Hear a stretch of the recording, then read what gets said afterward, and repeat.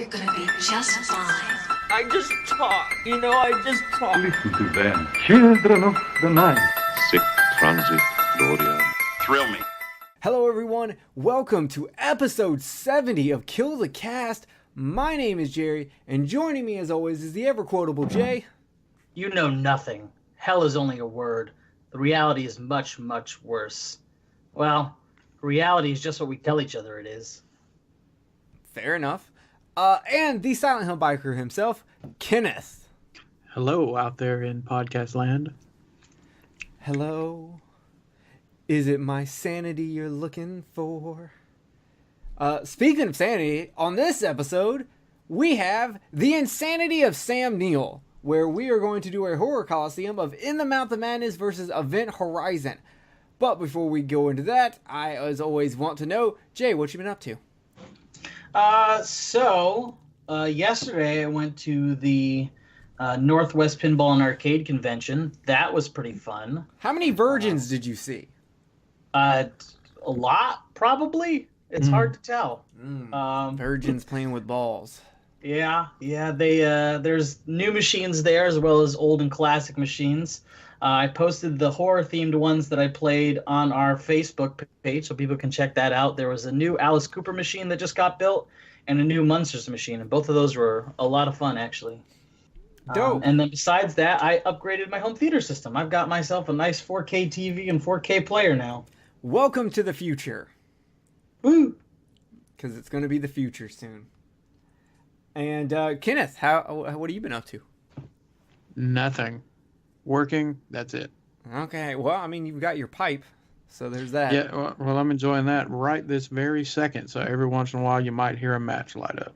Yeah, because he only lights it with a match. So, a pure wood match, I hope. Yep, got great taste. Yeah. Okay. What was the hipsters dude's name that you had to blow to get all this? Michael. And as for me, I have been balls deep in the movies of 1998 and 1999 because some of you who pay attention to other podcasts may know that I will be part of the Podcast Under the Stairs Top 10 Summer Series, where we are doing the 90s, and the 2 years I got was 98 and 99. So I had to pick 4 movies from each year to throw onto the list, and then from all those movies that on each episode there will be 4 people putting 4 movies across, plus 2 listener or audience participation movies that will get put in, and from that we will pick 2 finalists from that year to go forward into the big bad realm as we then create a top 10 of the entire 90s. Nice. So I have been just in all of that. Kenneth, you'll be happy. I'll be watching Ravenous here this week, most likely. Such a good movie. It is, and you'll be happy to know. Like Civil War cannibal movie? Yes. Yeah, well, I've never seen it. Civil, whatever war. It was a Mexican-American war, I think. That's right. Well, Yeah. it was old war. Less important war. So I gotta watch those. I've already actually put my 4 movies in, but I haven't picked my the 2 from my list that I feel like are not my 2, but from the whole list that everyone put together from that, I got to pick 2 that I think are guaranteed argument makers. But one of the guys for the 1999 did put Ravenous in their 4, so I've got to watch it. So good. Yeah. So I can't wait to hear what you think about it. yeah. You go fuck yourself, Jay. It's amazing. It's pretty good. Okay. This is a Ravenous episode now. I feel like we kind of need a Ravenous episode after I watch it. We'll see.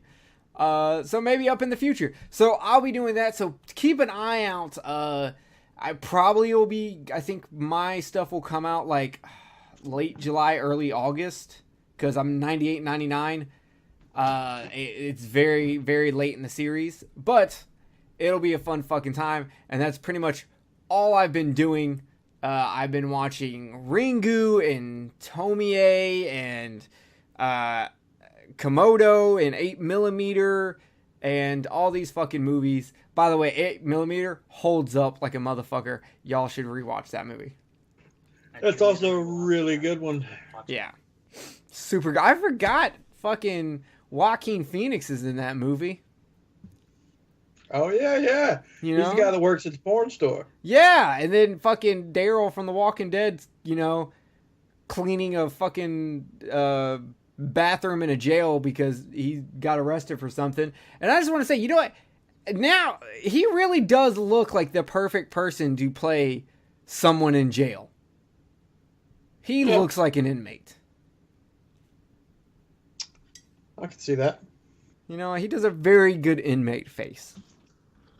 I heard both of y'all saw the new Godzilla. No, No, I'm he seeing sees it tomorrow. I already saw it, and we will do a review on that, which we will record tomorrow. I know it's going to be me, Jay, and Derek. Derek from Underwater Kaiju from Outer Space. I don't know if anyone else is joining us at this point, but 2 fucking thumbs, super high up. It's amazing. I love it. I'm so excited. Go fucking It's I'm see one of actually- the most anticipated movies of this year. You know me, I don't normally go and fucking really make it a big point to go see a movie in the theater, but I think I'm going to try to go see this one. Yeah, dude, take Jade to see it. Oh, Jade hadn't watched the first one. You don't really think it need to see matters. the first one. Like, you can see it. All she really needs to know is that, hey, there was a first movie where Godzilla, fought these other 2 monsters, and that's all that was. Now we're going to explain way more into that, but all you need from the first movie is Godzilla fought monsters. Well, I think I might let her watch the first one anyway, just so she can get an idea, because the last time I let Jade watch a Godzilla movie, she was younger, and so I doubt she even remembers it. Oh, do you know what Godzilla movie it was? Knowing Was me, it it was Final probably Wars? Godzilla 2000. Oh, okay, yeah, that's such a That's good a one. pretty good one. I got another question for y'all, by the way. I was listening to a podcast today. I was listening to last podcast on left, and they were talking about this guy who's a serial killer in Alaska. Pretty impressive, like 17, 18 kills within 4 years. And they were talking about, so the guy, unlike most serial killers, he used a gun most of the time. Because most serial killers don't use a gun. But anyway, they were talking about it, and the point was brought up. What is creepier to you? You're in the woods, okay? You're in the woods. You're a nice, young, busty female, because that was his type. I wish. What's scarier, if he showed up and pointed a rifle at you or pointed a crossbow at you? In reality, I would say both are pretty, like... No, These fuck both- that. Pick one. No. Listen, I was talking. I guess if I had to pick one, probably the gun. More than likely to kill me. Okay, Kenneth, do you have a choice? Yeah, I'd probably say the rifle would be scarier because you got more of a chance of dying.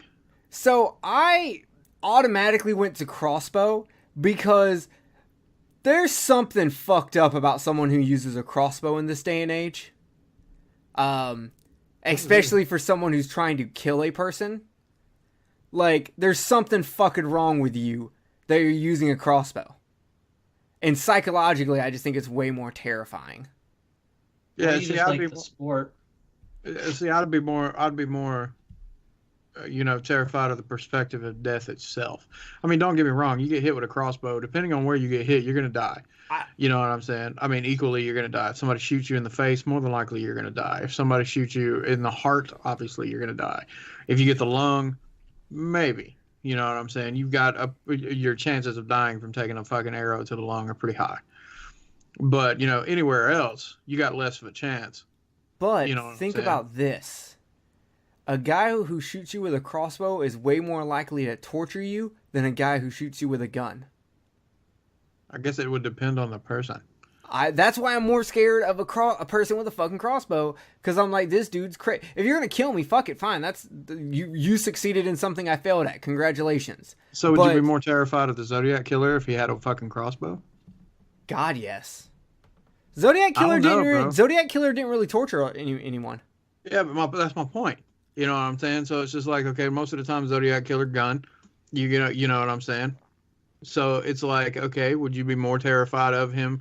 I mean, I think it would, when it really comes down to it, it's the perspective of death. If you got a person that looks fucking crazy standing in front of you, let's just go with Zodiac, and you got somebody with a hood on and all the rest of that shit, and standing in front of you and whatnot, and with the intent on killing you. I mean, when it really comes down to it, well, no matter what weapon they're holding, it's going to be equally terrifying. It's just a question of, in that moment, whether you think you're going to be able to survive against that person fighting back. You know what I'm saying? So it's just like, honestly, when it really comes down to it, everything is equally terrifying. And each one of those weapons between the two of them, for the most part, you have an equal amount of chance, with the exception of maybe just a little bit. But if the person using that weapon knows what they're doing, you pretty much got a 50-50 chance of whether you're going to live or die anyway. I mean, because we both know that damn people have taken bullet wounds to the head and survived. I guess that's where we differ. I don't automatically jump into, oh my God, I'm going to die. I think of worst case scenario, and worst case scenario is torture and rape. And again, I guess that depends on the perspective of the person, Like you said, that's where we differ. Like you said, because that depends on the perspective of the person. Because some people out there, you know what I'm saying, view being raped as the worst thing that they can endure. Other people don't view rape as being the worst thing they can endure. Some people out there that have been in that situation have said, okay, well, if he rapes me and I survive, in your head, you got all these things going on, and then these are things that I've read. Some women out there have said that to themselves. Okay, you can do whatever you want to me, just let me live.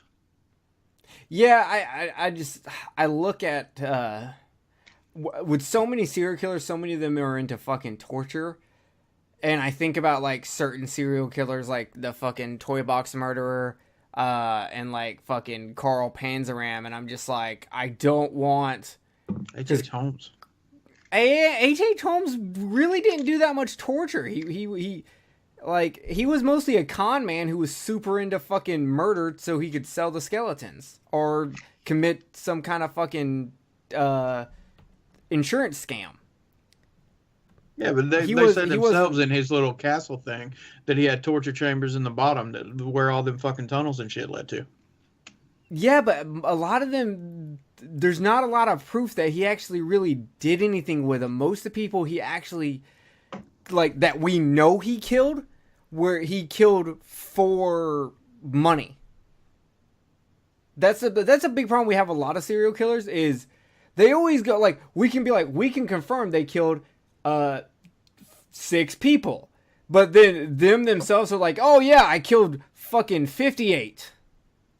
And it's like, did they kill 58 or not? Like, as I dig more into serial killers and researching them and shit, so many of them are just fucking the biggest bullshitters in the world. And it's starting to change my perspective of serial killers and where I've got different brackets now. And people like H.H. Holmes have fallen so down. Like, yeah, he was like America's like first serial killer in the new age. But what was Gacy's confirmed number? 32, 33, I think.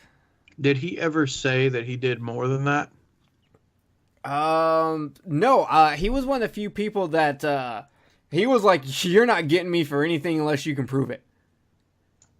He didn't want the story. He didn't want the fucking thing. Yeah. He was not, because he's one of the people that like successfully lived a double life, and when he did get caught, he didn't do interviews. He didn't really talk to a lot of people. He just kind of stuck to himself, did his fucking artwork, and that was it. So he's not one of the people that claimed that they did like way more, like fucking god damn it, what's that fucking dude's name? Too many goddamn serial killers. That's the terrifying part. Fuck. You know what terrifies me more though? As I go through all these serial killers, like, we don't really have that many serial killers nowadays. And it kind of scares me because I'm just like, are they that good now? Or did it like actually drop off? It didn't. Well, now there's mass shooters. No, but that's not a serial killer. That's a completely different thing. I know. I was looking into it the other day, believe it or not, because I was looking into Canadian serial killers, and damn, it's crazy to me that in a day and age that we live in where, you know, everything is fucking posted online, you know, so we got social media and all the rest of that shit. So just about the smallest story to the biggest story you end up hearing about at some point in time. Believe it or not, there are actively right now a bunch of people and I know for a fact of Canada that are active. Oh yeah, I know there's active serial killers, but like, okay, so a lot of serial killers not publicized like it used to be, and that's what gets me is why. Because here's the other thing: so a lot of serial killers, some of them that have like the highest body counts, like let's take America. The serial killer with the highest body count in America is Gary Ridgway, who almost primarily only killed prostitutes. Okay, and prostitutes and sex workers are often called the less dead. Because you don't get caught for killing fucking prostitutes because no one cares. But here's the thing. Now, all these prostitutes have social media and are selling videos on mini-vids. And one day, one of them's not going to show up for their Cam Soda show. And Kenneth's going to get pissed.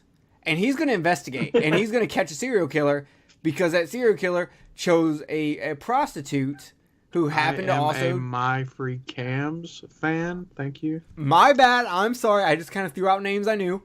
I really don't like Cam Soda. I'm an X-video guy, so I just watch it later on, and that's only if there's... And it's usually two guys split roasting a girl. I'm not really into watching just chicks. It's very boring to me. I need, more cocks. I need more cocks, guys.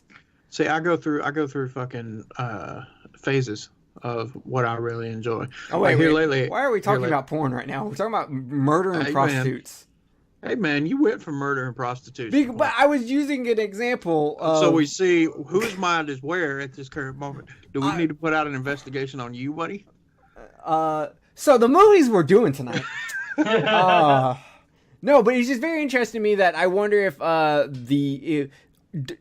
are prostitutes safer now because of social media? Honestly, because you can track their smartphones? Yes, I was looking into something about that. I want to say a couple months ago. I was looking into something about that, and actually, believe it or not, yes, because now with the internet and things like that, sex workers don't need pimps anymore. You know what I'm saying? Like they used to. They have ways of, like you can get online, and if you've got you've got these guys, the what do they call them? The Johns, the tricks. If you've got these guys that are fucking damn, setting up to do anything, they can go in and they can find out all kinds of stuff about them if they have that available to them. Yeah, I mean, you just slide into that Instagram and be like, "What up?" Right, they can do all kinds of shit, but at the same time, they have all that other bullshit that they have to worry about, where it's just like, you got guys that are fucking constantly sending them dick pics and shit like that, and all the rest of the other things, which, in my personal opinion, I think that's a shitty thing that the women that get online and do this for a living, whether it be, actually going out and meeting up with people or just fucking, doing their Instagram shit or fucking cam shit or whatever. I think it's an unfortunate thing that they have to deal with. Yeah, I want to say this, guys. You don't send a dick pic unless there's been a previous agreed on dick pic being sent thing. Like, just don't. Right. No one. Here's the thing, guys. You already fucked it up because now we can't charge money for dick pics. We can't have Patreons where we're showing our dicks dressed up as Slutty Ryu because you fucked it up. Okay? You sent them without asking. You didn't make them work for it. You didn't make them beg for it.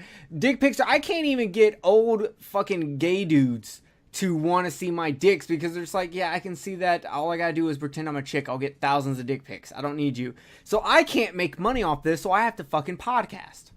Do you see the issue here? Well, see, the unfortunate thing about that is when, all bullshit aside, the unfortunate thing about that is it gives men a bad name overall. The majority of the time, like even if let's say you're not, trying to have any kind of business relationship with a sex worker for whatever it is, even if you're not doing that, if you go onto a dating site and you're going because there's some guys out there, including myself, I've been on a dating site before. There's some guys out there that don't want to go do the bar scene. I don't like doing it anymore. Actually, when it really comes down to it, I can't stand going to bars anymore. But so you got to get on there and do that. Well, if you get onto a site like, Plenty of Fish. Yeah, Plenty of Fish, or what's some of the eHarmony or something like that. If you got these women on there that are getting an endless barrage of fucking dick pics on a dating site, then how are they going to be able to weed out the good guys from the bad guys? You know what I'm saying? The ones that are weed out the guys that are genuinely on there. Bar. Yeah, I mean, genuinely on there trying to find somebody that they can spend the rest of their life with, or if not anything else, just have a decent conversation with.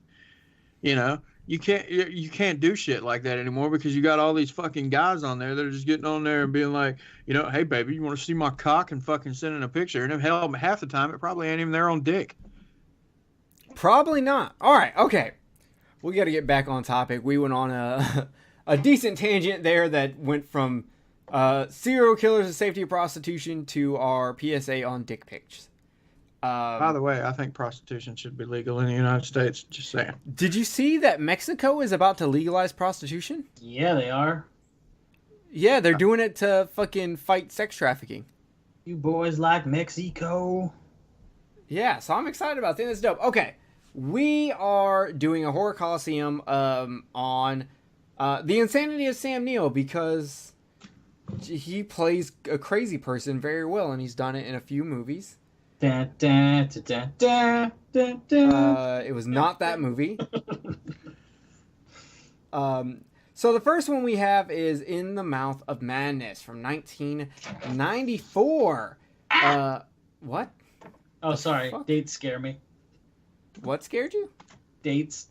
1994 scared you? Ah! Just dates in general. They freak me out. So how did you get married? We didn't say the dates. Did you go on dates? Oh, no, not those dates. Like, actual dates. Like, when's your birthday? I get nervous every time someone asks me that. Do you know what today's date is? Ah, no! Okay, this is a dumb joke. All right, I tried. I'm sorry. Here we go. An insurance investigator begins discovering that the impact a horror writer's books have on its fans is more than inspirational. A very fucking wonderful 7.2 on IMDb. That's pretty fucking good. But, also to note, tonight is the first time we are using our newly selected categories. So you will notice a bit of a difference.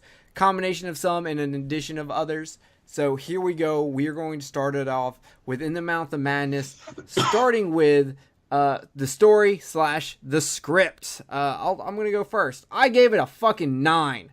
It's such an interesting story combining Lovecraft with film in its own unique way. It goes into repeating patterns, but is never boring.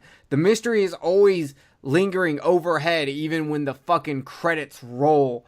There's still like an air of mystery. It's a movie you definitely need to watch more than once so you can really fucking get all these nuances. The first time I watched this movie was because Kenneth told me about it, and I had never seen it, but it was a John Carpenter movie, and I'm a huge John Carpenter fan. So Kenneth was like, you have to fucking watch this movie. So it was on Hulu, so I watched it, and I was fucking blown away. This week I watched it for Horror Coliseum, but I watched it twice. Once to do it, make my notes, do my scores. Then I did all my research, watched special features, looked up shit online, and then I watched it again and redid my scores to solidify in combining with having watched Event Horizon. And I also know more about Lovecraft now than I used to because I also, over the past year, did research on Lovecraft. I've yet to read any of his stuff, but I researched it. And what's better than reading? Having people on YouTube give you the Cliff Notes. Oh, Cliff Notes. Yeah, so I give this a fucking solid 9. I think it's a very unique and interesting idea, and I think it was put forward fucking amazingly. So with that being said, let's bring it over to you, Jay. What do you give story / script? I also gave it a 9, and you really said that more eloquently than I could ever come up with words. It's super original. It really keeps you guessing the whole time, and like you said, even after the credits roll, I loved everything about this. Fair enough. Kenneth, what did you give it? I also am coming in with a 9. Ooh, I thought this story was very, very interesting. I thought it was a damn cool concept. It was original for when I saw it because I had never seen anything like it. you know, and I like the idea of, you know, well, at the time, you like the idea of, you know, bringing in the apocalypse by people basically getting, I guess, getting a disease from what they're reading.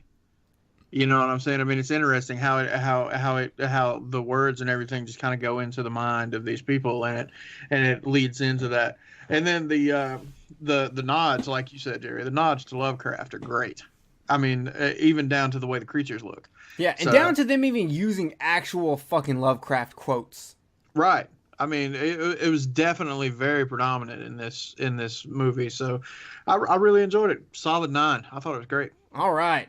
Number 2. This is a new one. Cinematography / technical aspects. I gave it an 8. It really plays with your head in the way it was filmed. Even like the way it sounds, certain angles, how certain scenes are presented, how the story is just done in general. It's great. The angles and how the camera moves in certain fucking things. Like, there's a scene where towards the end, Sam Neill's character John Trent is running away from this wall of monsters, and it kind of goes from focusing on him to focusing with the monsters kind of blurred out, and then as he kind of runs past, the blur from the monster kind of goes away. They become more clear for just a split moment, and you're just like, what the fuck am I looking at? And then it kind of cuts away. It never gives you, in this whole movie, it never gives you like this like long lingering shots of the monsters. There's always these quick moves, but it's enough to just whet your appetite, where it makes me feel like if I had actually seen these monsters in real life, as much as I would want to look at them, I can't. I have to keep moving. I've got to run away. And that's how a lot of the fucked up stuff in this movie is kind of filmed, where it's always in the camera for a moment, and you get to look for a moment, and you want to keep looking for that curiosity, but you can't. The camera has to move because you have to move. And it's absolutely fantastic. I gave it an 8. I think I maybe would have given this higher if I hadn't watched The Shining 7 times 2 weeks ago. Because the technical aspects of The Shining is a goddamn 10. But I gave it an 8. Jay? I gave it a 9. I really liked special effects is its own category. But I really liked some of the shots that they did in the movie, like towards the end with the door, I think it was, turned into pages from the book and ripped open. That was really cool. Actually the end shot where he is running away from the monsters is really cool too. And then just throughout, none of the angles were wasted. Nothing in the background was really unnecessary. There weren't any filler shots, so I thought it was shot pretty beautifully. All right, Kenneth, coming in with an 8. I thought there wasn't there wasn't anything that really blew me away when it comes to the cinematography, other than I think the best one would probably be the way it was shot when and this is a combination with the special effects, but one of my favorite scenes is when they're driving and they're looking for Hobbs End, and they come to this spot, and the woman is driving, and the camera's looking up at her, and then as it looks down, it sees like the clouds and shit, and then it looks back up at her, and then all of a sudden it's just like it goes from nighttime to daytime. I really enjoyed the way they did that, especially as she's riding through and you see the darkness, and then you kind of see how the light is flashing off of the holes in the tunnel. Yes, I like how they put that together. I really like that. Yeah, like it was flashes of lightning almost. Right. And so I really liked how they put that together. But I mean, that was probably one of my favorite scenes, and then also the running through the tunnel was really nice. Everything else I think was kind of, had more to do with the special effects than anything. Fair enough. All right, we move on to character and development. I gave it a 7. I guess we should honestly call this character destruction instead of development. Because instead of us learning about who the characters are, we know right away. And then we watch as everything that they think they know is stripped away. At least for our main character of John Trent. Now, for Linda Stiles, on the other hand, her character has a question of how much does she know before she knows it. Like she said, some of the new book was sent, so she got to read a few chapters beforehand, and that's why when she gets to the town, she knows that stuff's happening in the new book instead of the old one. And we kind of learn her secrets that she, we have to assume she's playing the part willingly, and she didn't just know it until she got deep into the town and her mind subconsciously put it together. Like, there's a huge mystery of when did she know, and even if she did know, did she have a choice of doing anything about it? Because there's a guy that kills himself in the fucking bar, and he's like, well, this is just how I was written, and shoots himself. And so for her, it's kind of the same way, they're either she was always going to do all of this no matter what, or she's dealing with, the temptation of what she knows subconsciously, the temptation of her love for Sutter Kane, wanting to do things for him, or is it all predestined because Sutter Kane wrote it like that? So when I got into all that stuff, I think it was amazing, but it also made me realize that the characters don't necessarily develop. They don't. Everyone is the exact same person at the beginning as they are at the end. It's reality. The reality that's changed, and for the most part, they just deconstruct. So, very interesting one. I gave it a 7 because I love the characters, but this movie isn't necessarily about the characters. It's about the reality. So it's a very weird thing. I kind of now feel like I maybe scored that a little low. So let's give it a J and see if I did. Go ahead, Jay. So I gave it an 8.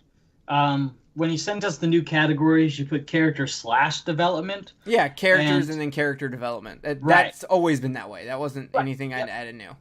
Yep. So I don't really feel like there needs to be development for me to score this a certain way. It's just how good are the characters.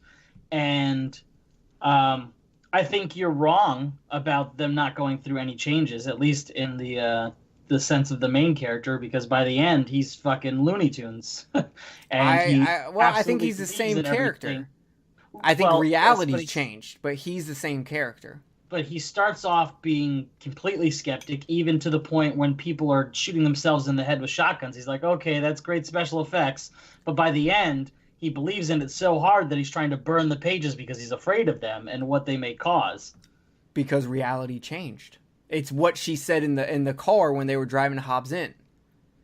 I don't know the exact quote, but she says something along the lines of, when reality changes... fuck, I wish I had that quote in front of me. Keep talking, I'm going to find that quote. No worries. That's fair, I guess, if reality... I mean, but still, it's still a change for the way he acts, because reality was changing around him the entire time. But either way, I thought the characters were really well done, and so that's why I scored it an 8. I thought they all did a good job presenting who they were and not deviating that. Sometimes characters are written and shown in a certain way, and then at one point they go against everything of how they were written just for the sake of plot, and that didn't happen, so I gave them an 8. All right, Kenneth, go ahead. I gave it a 7, and I think the biggest reason why I got a 7 is because of Sam Neill's character.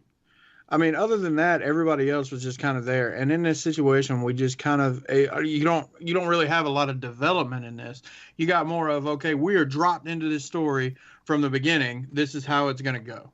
Okay, and that's kind of going into what you were saying. We don't have a whole lot of history behind these people or what they are or anything. We're just like, boom, here you are in this story. Go. Now, the reason why I gave basically Sam Neill the 7 and not and the only reason why I didn't get higher is because I had to count every one of the characters. Is you're essentially this whole thing is about his descent into madness.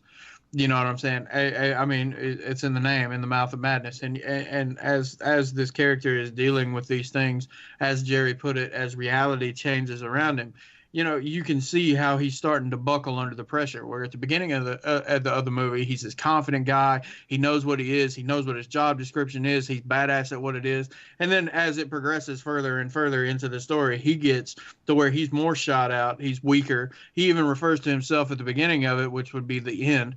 But he refers to himself at the beginning of it when he's at the ward as somebody who's, how do they put it? Schizophrenic. Sort of. He's like all schizophrenics has their they or their them. And so as he's progressing into this, you're just watching this man break down and break down and break down. And I think Sam Neill's, the way he portrayed that was done very well. And that's the reason why he pretty much got the 7. And like I said, if we'd have been doing a category just strictly based on him, then it would have probably gotten higher than that. And so, you know what I'm saying? It's kind of weird to describe, but that's what I gave it. I gave the characters and the development a 7. Okay, yeah, you and Jay have a point that John's character does change his character a bit, though I still think it's more of reality. Here's what I was talking about. Linda says, I just like being scared. Kane work scares me. John replies, what's to be scared about? It's not like it's real or anything. Linda says, it's not real from your point of view, and right now reality shares your point of view. What scares me about Kane's work, what might happen if reality shared his point of view? John says, whoa, we're not really talking about reality here, we're talking about fiction. It's different, you know? Linda says, reality is just what we tell each other it is. Sane and insane could easily switch places if the insane were to become the majority. You would find yourself locked in a padded cell wondering what happened to the world. And to me, that's what really hit me when I was like, these characters, John's the same person. Reality changed. He's now seeing it from the new reality and what his character is in the new reality.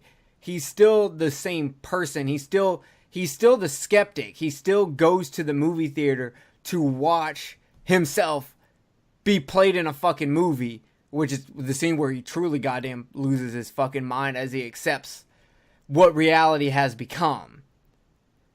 But I still, to me, feel like reality changed way more than any character changed. Well, technically, if you believe that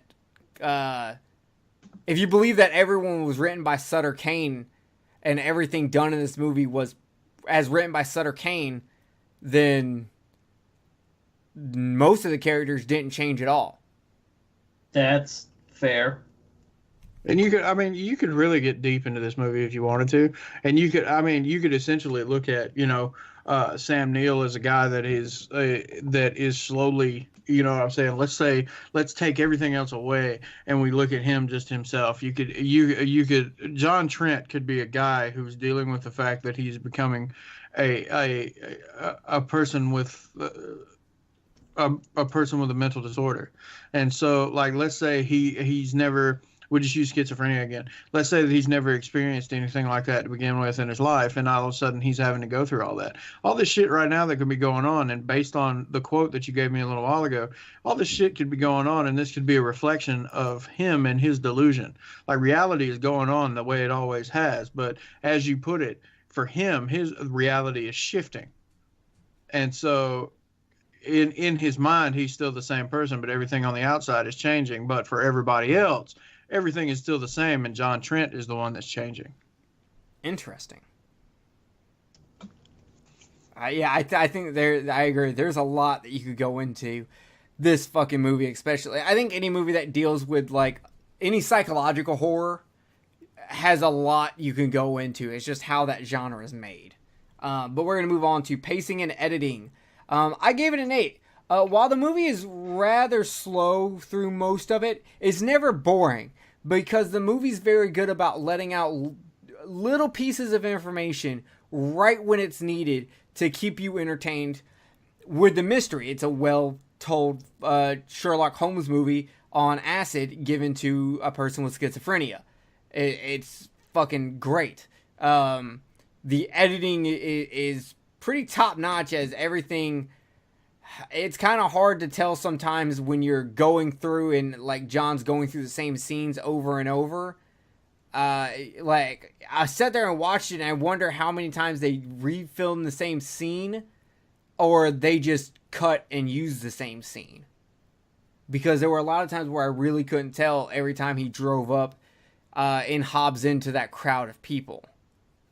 So I thought that was really well done.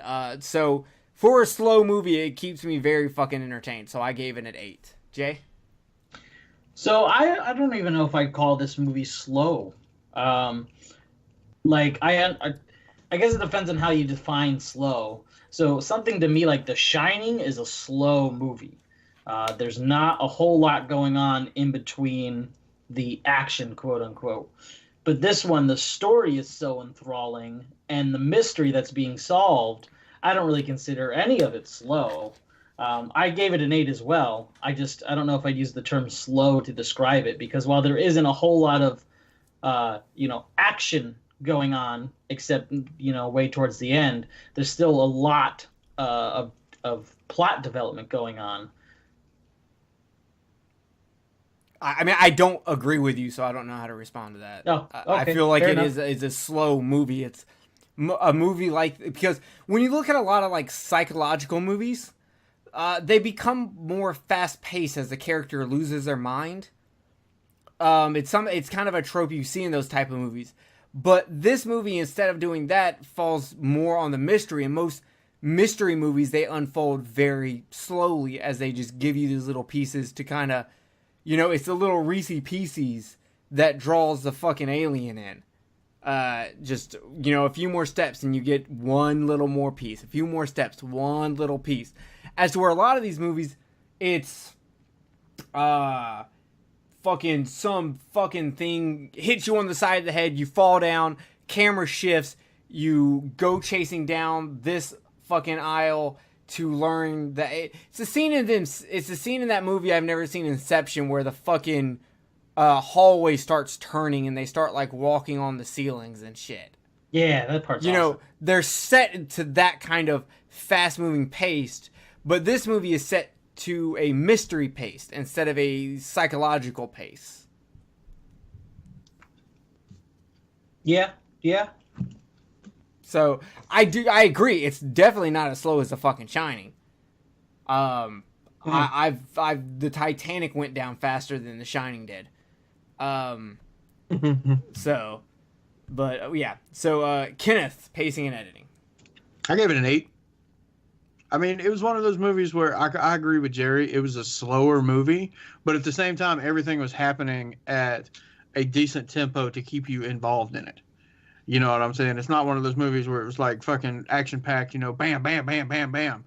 Somebody dies, somebody gets their head ripped off, and then fucking this happens to this person, this happens to this person. It's not.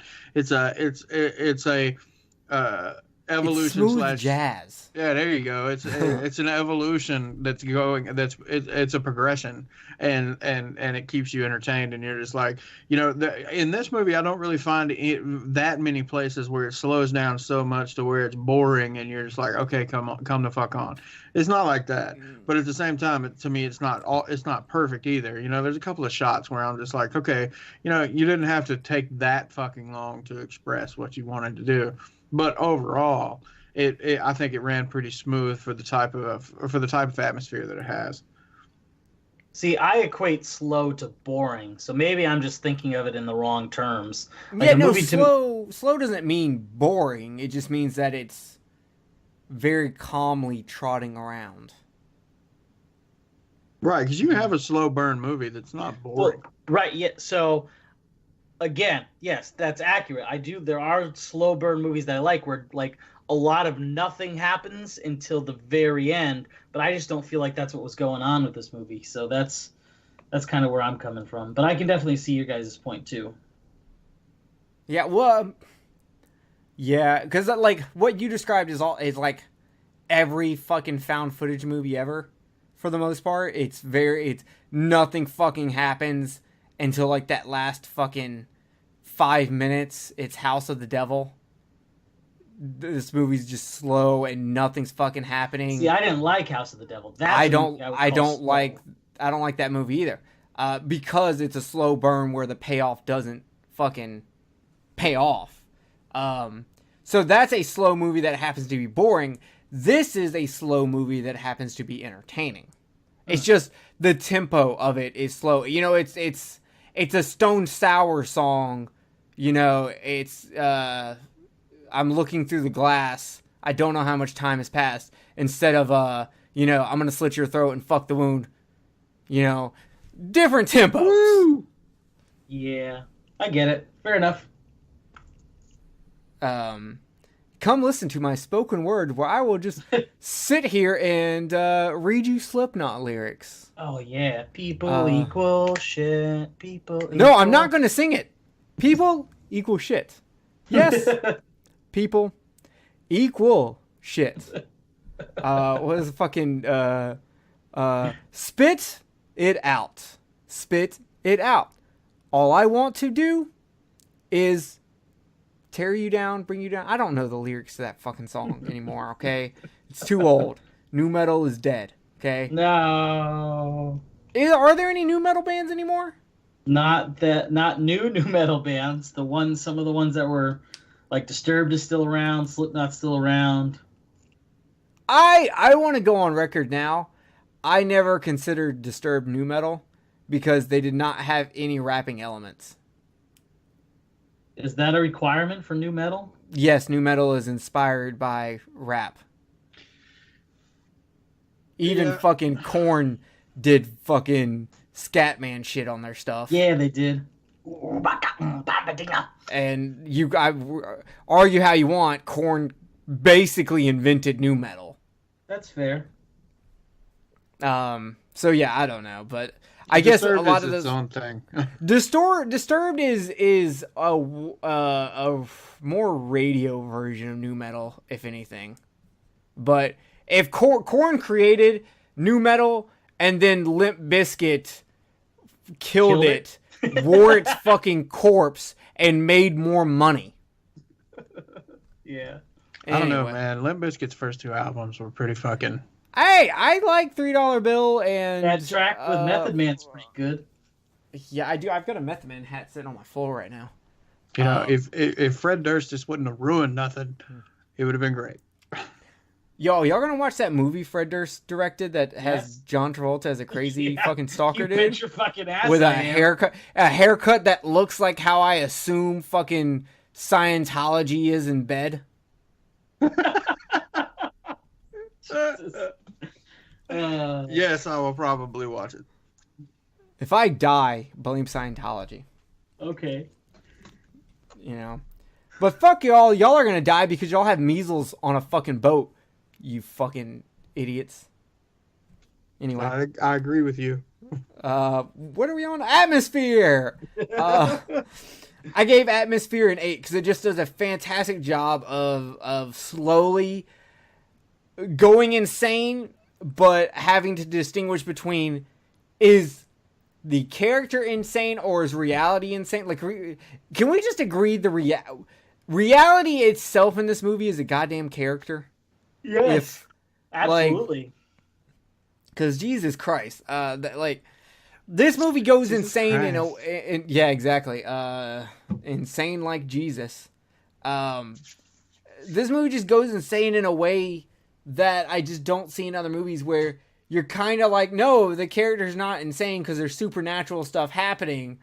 But at the same time, the apocalypse is being brought on by mass hysteria. And this movie's uncomfortable. You want to know why this movie's uncomfortable? Do you remember that scene where John is having lunch with the black dude who runs the insurance company that he at the beginning. does for? And that guy who turns out to be the manager of Sutter Kane comes through the window with the axe and he looks at John and he says, "Do you read Sutter Kane?"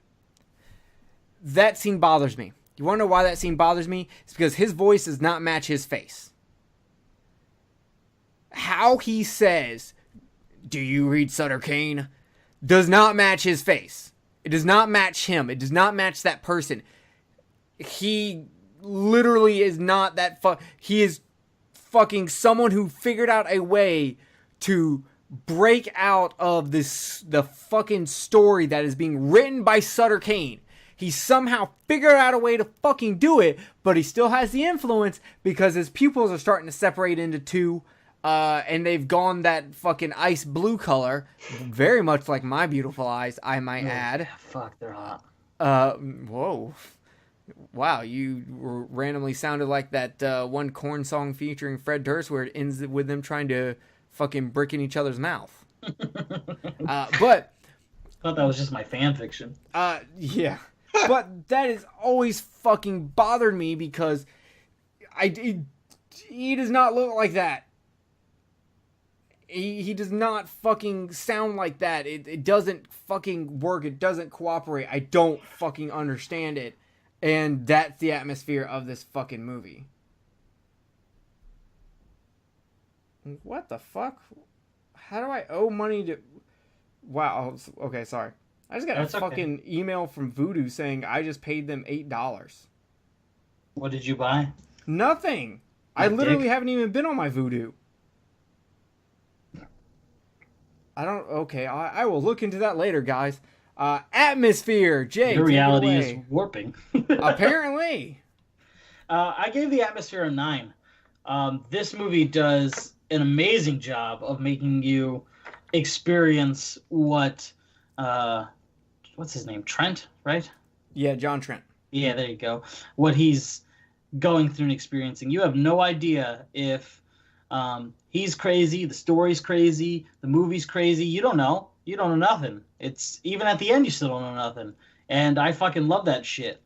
So I was drawn in right from the get-go with this movie, and I absolutely love it. All right, Kenneth. I gave the atmosphere an 8. I mean, I thought it definitely it definitely conveyed what it wanted to convey.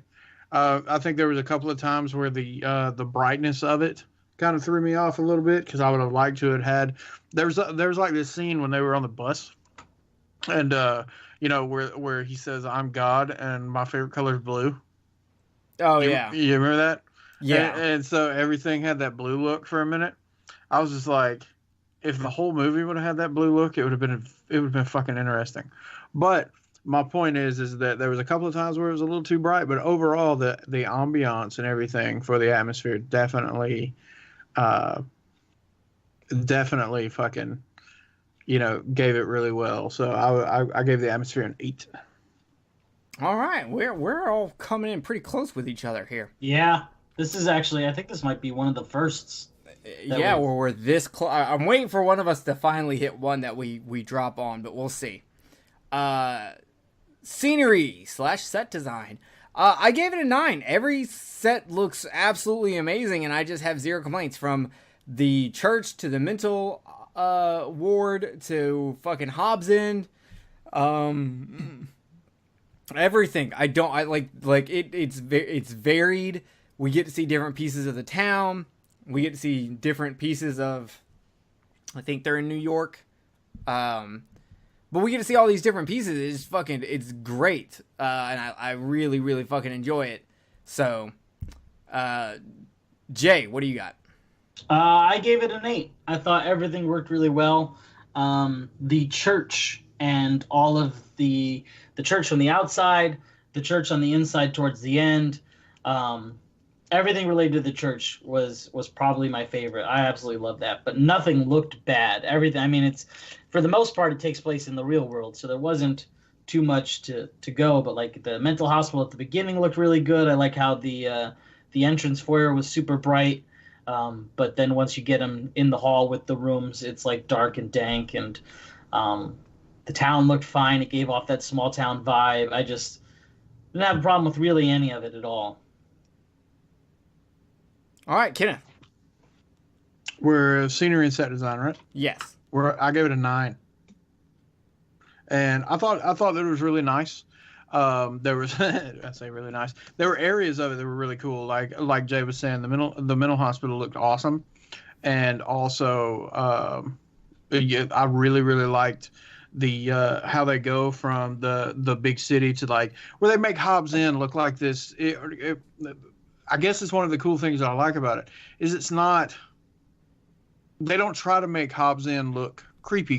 They make it looks like this fucking middle America town, this middle America suburb kind of place, which I actually kind of like. So it's kind of like, but it's got this fucking really badass looking church right in the middle of it. You know what I'm saying? That just kind of throws off everything. And so I actually really like that aspect of it.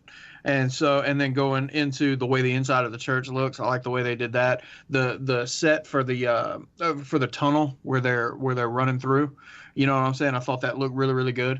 It kind of looked like kind of a combination between hellish and spaceshipy.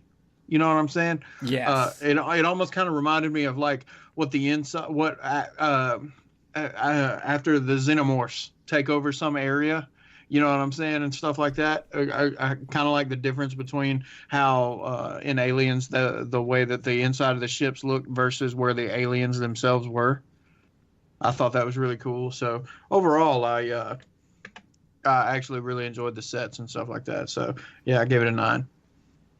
Yeah, I also want to there's something cool with a lot of the Sutter Kane books in this movie.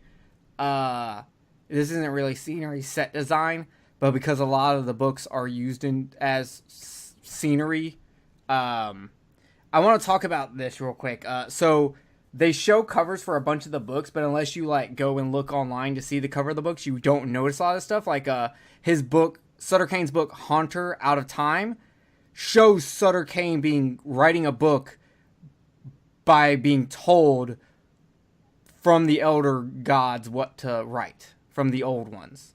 It's a person sitting at a typewriter with old fucking gods writing on them.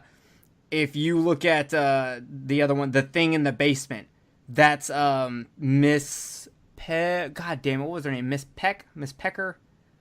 The old lady? Yeah, the old lady. What was her name? Miss Peck something, right? Fucking Pecker. I can't remember. Pickman. Miss Pickman. That shows her as a monster in the fucking basement.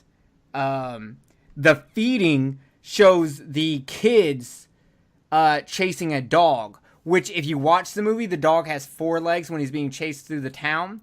Later on, when they show the kids and the little girl has blood on her face, when the dog runs away, he only has 3 legs. Oh shit. And the reason I thought about this is because one of the books is called The Breathing Tunnel, which is represented in John Trent running through that tunnel. Yeah, so everything's right there. It's actually really cool to see how much work that they put into that.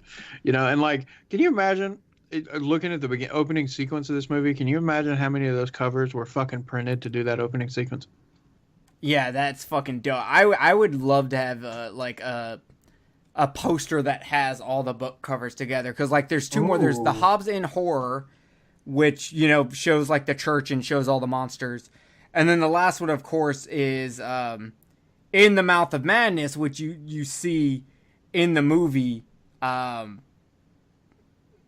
no, there's also the Whisper of the Dark, but I can't remember which one that one was representing in the movie. But there's also the In the Mouth of Madness, which literally shows our fucking main character in this fucking movie delivering or running away from the church and the monster that Mrs. Pickman becomes. Or not, well, I don't know. So I'm confused. I read some places where that monster that he sees when he runs away from Miss Pickman in the basement, and he sees that monster in the greenhouse thing. Yeah. Some people were saying that is Miss Pickman, but I was like, no, I don't think it is, because they reference how when they talk about in Hobbs End, that people see a monster in there sometimes. And I don't know. I just don't think they were talking about Miss Pickman, because that reference to seeing the monster sometimes was supposedly in the same book where they talk about how she cut up her husband with the axe. Yeah. Okay. So I think it's the same monster. Maybe it is then. I'll give it to you. I was wrong with that one, guys. Acting. So I gave it a 9, and I actually came up on it because I originally had an issue with the Linda character. I thought Julie Carmen, who played Linda Stiles, was just so fucking wooden in this goddamn movie. And I was just like really not feeling it. But as it turns out, that was 100% on purpose at the request of John Carpenter. So I raised my score because if the director wanted it, I think it was meant to be like that and meant to be there. And it's not bad acting, but good acting done at the director's request. Because that's how her character is supposed to be. Because it's someone who's doing what they're being told to do by the guy who wrote it. It's hard explaining that without it not making any fucking sense. So I gave it a 9. I have no complaints. And to me, sometimes it even feels like the actors aren't acting, if that makes sense. It feels real. Choices characters make, or not choices, but how they come off, how they speak to each other. It all feels like I forget they're acting sometimes. So I don't know, maybe this movie fucking did a number on me because I don't know if I've ever came this high for acting, but I gave it a 9. Jay, what did you give it? I gave it an 8, and Linda was my only complaint. I didn't know that about basically how she was acting being what they wanted her to do, so my bad, but yeah, we can't change our scores, so that's where it's at. Very true. Kenneth? 7, same reasons. I thought that I didn't like the way that she did her acting. I didn't like the guy at the beginning with the axe, with his eyes all fucked up, and the voiceover just kind of threw me off with that. But that didn't have nothing to do with the acting. But what I'm saying, I really just didn't. I didn't like that. There was a couple of places where I just thought that it was overdone. You know what I'm saying? So I gave it a 7. But knowing what I know now, I probably would have raised it up a little bit also because I didn't know that either. I went on like a 5-minute rant about that scene, and you didn't say one thing. You could have agreed with me and said it didn't fit and it didn't make sense, and that's why it's fucked up. But I think it's on purpose. Yeah. All right, I'm not getting anything out of you for that one. So we move on to special effects, kills, and gore. I gave it a 7. There are some effects that don't hold up. The ripping of the paper being one of them. It just doesn't look good to me. I like that. It does not look good to me. Most of the monster shots are quick, but they look good. But the old lady looks like some kind of like wooden fucking dancing rodent at Chuck E. Cheese performing on an instrument. And so that was a problem for me. It just that miniature they used didn't look good. And to me, none of the kills are really super impressive. But the movie really isn't about that. There's a lot of other special effects in the movie that are really good. Unfortunately, it just seems like the two big ones they focused on, that they gave you more lingering shots on, to me, both didn't look good. And all the ones that looked good, they didn't really give you good shots of. So I ended up only giving it a 7. Jay? Oh, man. Well, I gave it a 9. I loved everything. I like that page. I mean, obviously I could tell it was a green screen, but I just kind of chalked it up to the time, and I liked the overall effect in general. I loved the monster design. Fantastic. I loved all the special effects in this. All right, Kenneth. I gave it a 9 also. I actually really liked all the stuff in this. I mean, there were a couple of times, that's the reason why I didn't get a 10. There were a couple of times where I was just like, that probably could have been done better. But overall, I actually really liked it. I mean, there were some things that definitely reminded me of The Thing.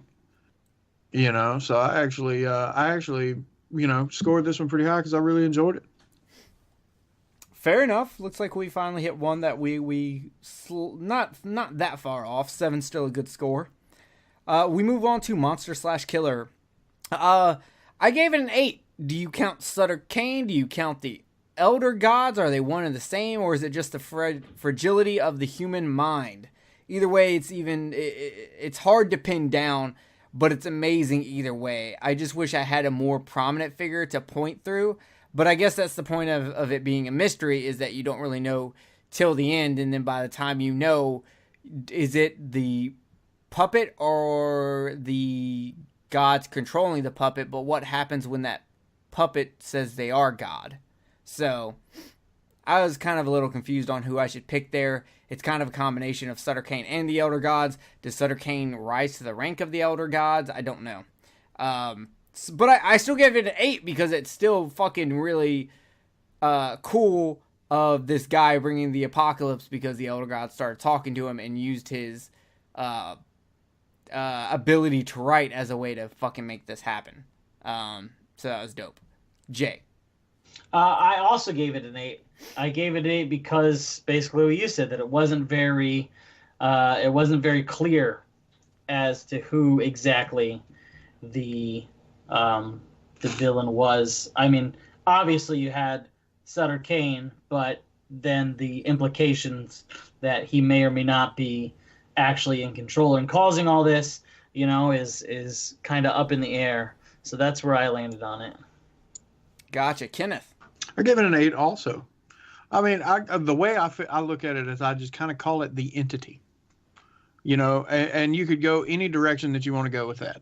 I mean, it could be, the entity in this could be the psychological issues that Sam Neill's going through. The entity could be the cat in the background meowing. I'm sorry. No, don't you ever apologize for cats meow. They are always allowed.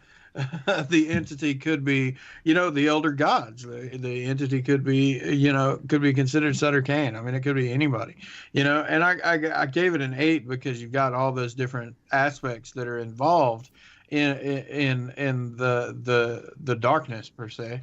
And, but the reason why I didn't get any higher than that is, again, with you guys, it's because there's no real clarity. And I kind of, even though I kind of think the ominous aspect of it is kind of cool, at the same time, I actually do want a little bit of clarity in this movie, because there's so many different questions that I would like to have some form of answers for. Yeah, because when he says, when he's in that bus scene and he goes, I'm God and my favorite color is blue. Okay, did you rise to the rank of an elder god? Were you like fucking Zeus banging a chick and creating Hercules, and then Hercules has to go through the ranks of doing all these deeds to make it happen, and the elder gods were like, well, you brought on the apocalypse on a planet, so I guess you can join our ranks now. You're right. I mean, it's just, I don't know. Yeah, so I'm with you. All right, we move on to hero. I gave the hero a 7 because I don't know if there's a hero in the movie. There's no happy ending. John didn't save anyone. He wasn't successful in warning anyone. So a great character, but this time the protagonist just isn't a hero. I mean, he tried, kind of, I guess, but sometimes you can't win because that's life. So I just gave it a 7 because it's a good protagonist, but not a good hero. Or I don't know if he's even a good protagonist. He failed. We all died because he fucking failed, but everything was stacked against him. It was predestination. I don't know. So a 7. Jay, go ahead. I also gave the hero a 7. I did that because it's unclear. We obviously know that Trent's the main character there, but he is also by hand of God, I guess, responsible for the outcome of the movie, which kind of makes him partly the villain too. I don't think there really is a hero per se in this movie, and that's why I gave it a 7, because there's real no. It's hard for me to rate a hero that doesn't exist. So 7 for his first part of the movie, trying to solve the crimes, and then that's kind of it. Yeah. All right, Kenneth. I gave it a 5, and because of it's. Again, there's no real hero. I mean, you got half and half, really. You know what I'm saying? So the half of John Trent that's trying to be the hero and trying to fix shit and doesn't want to, whatever, let everything go downhill and whatnot, and, at some point tries to warn somebody and whatever. I give him a 5 for that. You know what I'm saying? I give him a good score for that half. But the other half of it, I mean, it's just like if you want to look at it, if he's considered the hero and that's his sole purpose, and then we watch the movie, he did a shitty job. So, I mean, when it really comes down, I gave it a 5 because I think he did a shitty job as a hero. He did. He's a terrible hero. Never trust a insurance investigator as your hero. Not a good person. All right, we move on to score / soundtrack / sound design. I gave it a 7 because it's pretty good.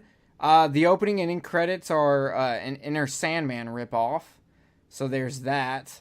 But the sound design was fantastic. I just don't remember the score besides the Inner Sandman ripoff. So nothing struck me as bad, but nothing blew me away. Jay. 7. I fucking love that opening song. I was like, this is the rockinest printing press montage I've ever seen. Yeah, it's Inner Sandman by Metallica, but they couldn't afford it. Enter Sandman. Actually, it is. John Carpenter literally said they wouldn't give us the rights to Inner Sandman, so we created it. Yep. Oh, Jesus. You know That's what? a fact. Jay, if you literally take like 10 minutes and just go through IMDb trivia before you record, you would know watch so many Minty things. videos. Or watch Minty. I barely have time to watch the movies we need to watch. Well, stop playing video games. Listen, my life also is all work. Also, stop having sex. I got just YouTube stop Premium. eating. I got Stop YouTube drinking. Premium, so it still goes when I close the screen on my phone, so I can still listen to the videos when I'm doing other things like a podcast. So yeah, actually, breathing is probably a waste of time too. Just stop that. Also. I gave it a 7 overall, though. I still agree with you. Nothing super memorable. Nothing terrible either. All right, Kenneth. I got the score of 9. I actually really, really liked it. Rip off or not, I really liked that opening song. I enjoyed it. I liked the end of it. I liked the stuff in the middle. I mean, overall, it was just really, really good. I enjoyed it. But can you hum anything besides the opening and ending song? Does anything does any of that stick with you in the same way? I like the eerie sounds, especially when you've got the eerie music underneath everything else when the kids are chasing after the dog. I also like the sound design that came in when you see right after that, where you see Kane and he's at the doors of the church, and you see the kid in there, and then the doors fly open, and then all of a sudden it's Kane. I actually really, really enjoyed that. My problem is I remember there being eerie music. I couldn't tell you what it sounded like to save my life because it didn't stick. Well, normally the score doesn't when it comes to you. Ain't that right, sweetheart? But that's what I'm saying. But when I think of scores that do stick, for better or for worse, if I gave it a lower score, say The Shining, because it was fucking too loud, I can sit there and be like, yeah, it had all these Native Americans. I can describe that sound to you. But in this movie, I couldn't describe a sound to you. Besides that opening and ending thing. I can describe, if I watch a fucking movie and the soundtrack, fits perfectly, I can be like, yeah, there's a part where, this person's getting chased, and it has this really quick up-tempo that just kind of crashed. I can describe it. But for some reason with John Carpenter movies, I'm always just I don't know, there was some sense or something that was there. I love John Carpenter's The Thing. I only remember the fucking theme for it because it's just one tone that just goes doom doom doom doom. It's so basic. I hear you. I don't know. Okay. I'm sorry. I've also got, at this current moment, I've got Event Horizon going on the TV, and I just discovered a big problem that I have with the movie. Uh-oh, can't change scores now. You fucked up. Okay. Scare factor. I gave it a 9 because nothing is scarier than losing your mind. Except when everyone is losing their mind and you can't stop the madness. You can't stop a crazy person shooting up a bookstore, so to speak. This movie is a great representation of the reminder as everything's going on in this movie as it talks about riots and, you know, people going crazy because of the, you can't stop crazy. There's nothing you can do to make crazy not fucking happen. Okay? It will eventually always make its way there. Eventually someone will stop taking their pills because they forgot one day on accident and the voice happened to slip through. And then the next thing you know, they're jacking off and shooting up a Kmart. I don't know why they're doing it at the same time, but the voice has fucking told them to. And you are Jack Trent. There's nothing you can do to stop that. Crazy is inevitable. Are there still Kmarts that you can jack off in front of and then shoot up? I don't know, but for some reason, when I always use Kmart, like I used to make jokes about blowing dudes behind Kmart. I just always use Kmart for some reason. Because it's trashy. They like have the blue light Walmart. special. Yeah. It's And gross. Big K drinks. Yep, So that's can't you true. get head behind fucking like Sears or JCPenney's or something? Really? You're going to talk shit about Kmart not existing and you're going to bring up fucking Sears? Yeah, you're There's fired. still Sears around. Yeah, and I'm sure there's Those still a few Kmarts. Kmarts. There's still I a have fucking not- you know how Blockbuster long- in Alaska. You know, well, actually, I think they closed it down. Motherfucker. This world does not deserve to live anymore. But I've still got a Sears within driving distance of me. I don't think that I've got a Kmart within driving distance. What Used to be- state do you live in? Huh, what state do I live in? Really? Yeah. Do you not know what state I live in? No. Oh my God, man! I thought we were friends. We are friends. I don't memorize people's states. I live in Georgia. Ass. Georgia. Don't get mad at me. Yes, Kmart still exist. There are none in Georgia, though. There is one in Lebanon, Tennessee. I can actually go to one. You know, Jay, So you probably I- would know what state that I lived in had you sent that picture. you know. Because I've been waiting on that poster for like, what, 2 years now? I owe you big. I'm going to do it one of these days. And I'm going to send you just the best fucking package. Do you even know where it's at? Yes. I never got rid of it. Because I know you didn't get rid of it, but you've moved, I think, like twice since you did that. I'm trying to see if there's a Sears next to me now. Apparently there's not a Sears. Oh, wait, here we go. Yes, there's a Sears outlet, a Sears heating and air conditioning, and a Sears appliance repair. Haha. I guess a Sears outlet. Oh, wait, they're all the same place. They're just named 3 different things for some reason. Okay, but there is still a Kmart within driving distance of me. So therefore, I can lose my mind and go into a Kmart and commit atrocities. And no one will be able to stop me unless they listen to this podcast and think that that this was something I was going to do and not just an analogy for this movie and the problem of mass shootings that fucking America has and many other countries has that's based off crazy people. There's nothing you can do to stop crazy people. So, I mean, there is, but you have to go as far as like communist Russia and start like killing them. I watched a video of this dude in San Francisco today where his pants were like 3/4 of the way down his ankles and he looked like he was headbanging from the waist and not the head. So On the he was street. fucking? I mean, dude, he was like standing there like fucking like new metal headbanging. And he was standing there and fucking, like I said, his pants were like, he had some kind of shorts underneath, but they were like athletic shorts that were around his ankles, and he was just sitting there and just like swinging his head, the whole top half of his body up and down and jumping and shit like that, and then he would pull his pants up and start doing it again. It was pretty funny. See, you can't stop crazy.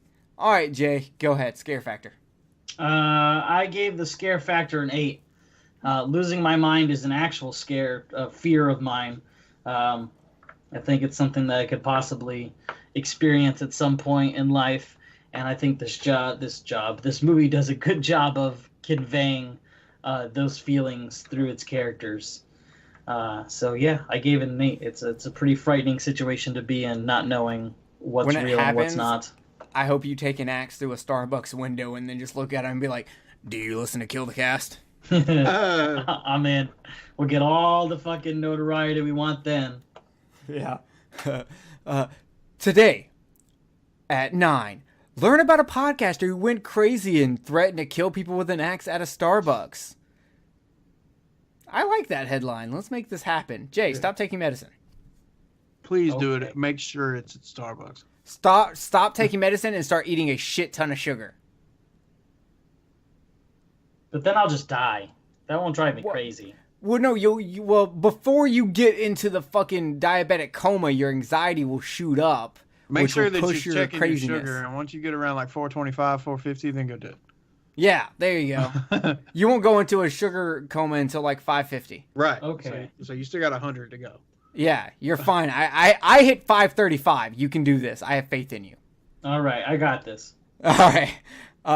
Kenneth, what do you have for scare factor? I gave it a 7. And I mean, I thought, for me personally, while I loved the story and I thought it was very interesting, it was okay scary. It wasn't like, creep me out and get under my skin scary. I think that just means that you're the sanest person on this show. That's probably true. Kenneth is also the only person on the show who has not tried to kill himself. So he is literally the sanest. Like, if you're going to take advice from any of us, you take it from Kenneth. He has a better track record. Unless it's about how to kill yourself.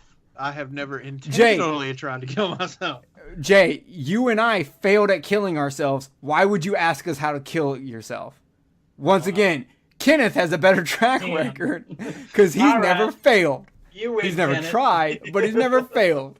Like I said, I never did it on purpose. There have been many times where I've done stupid shit and almost killed myself, but not on purpose.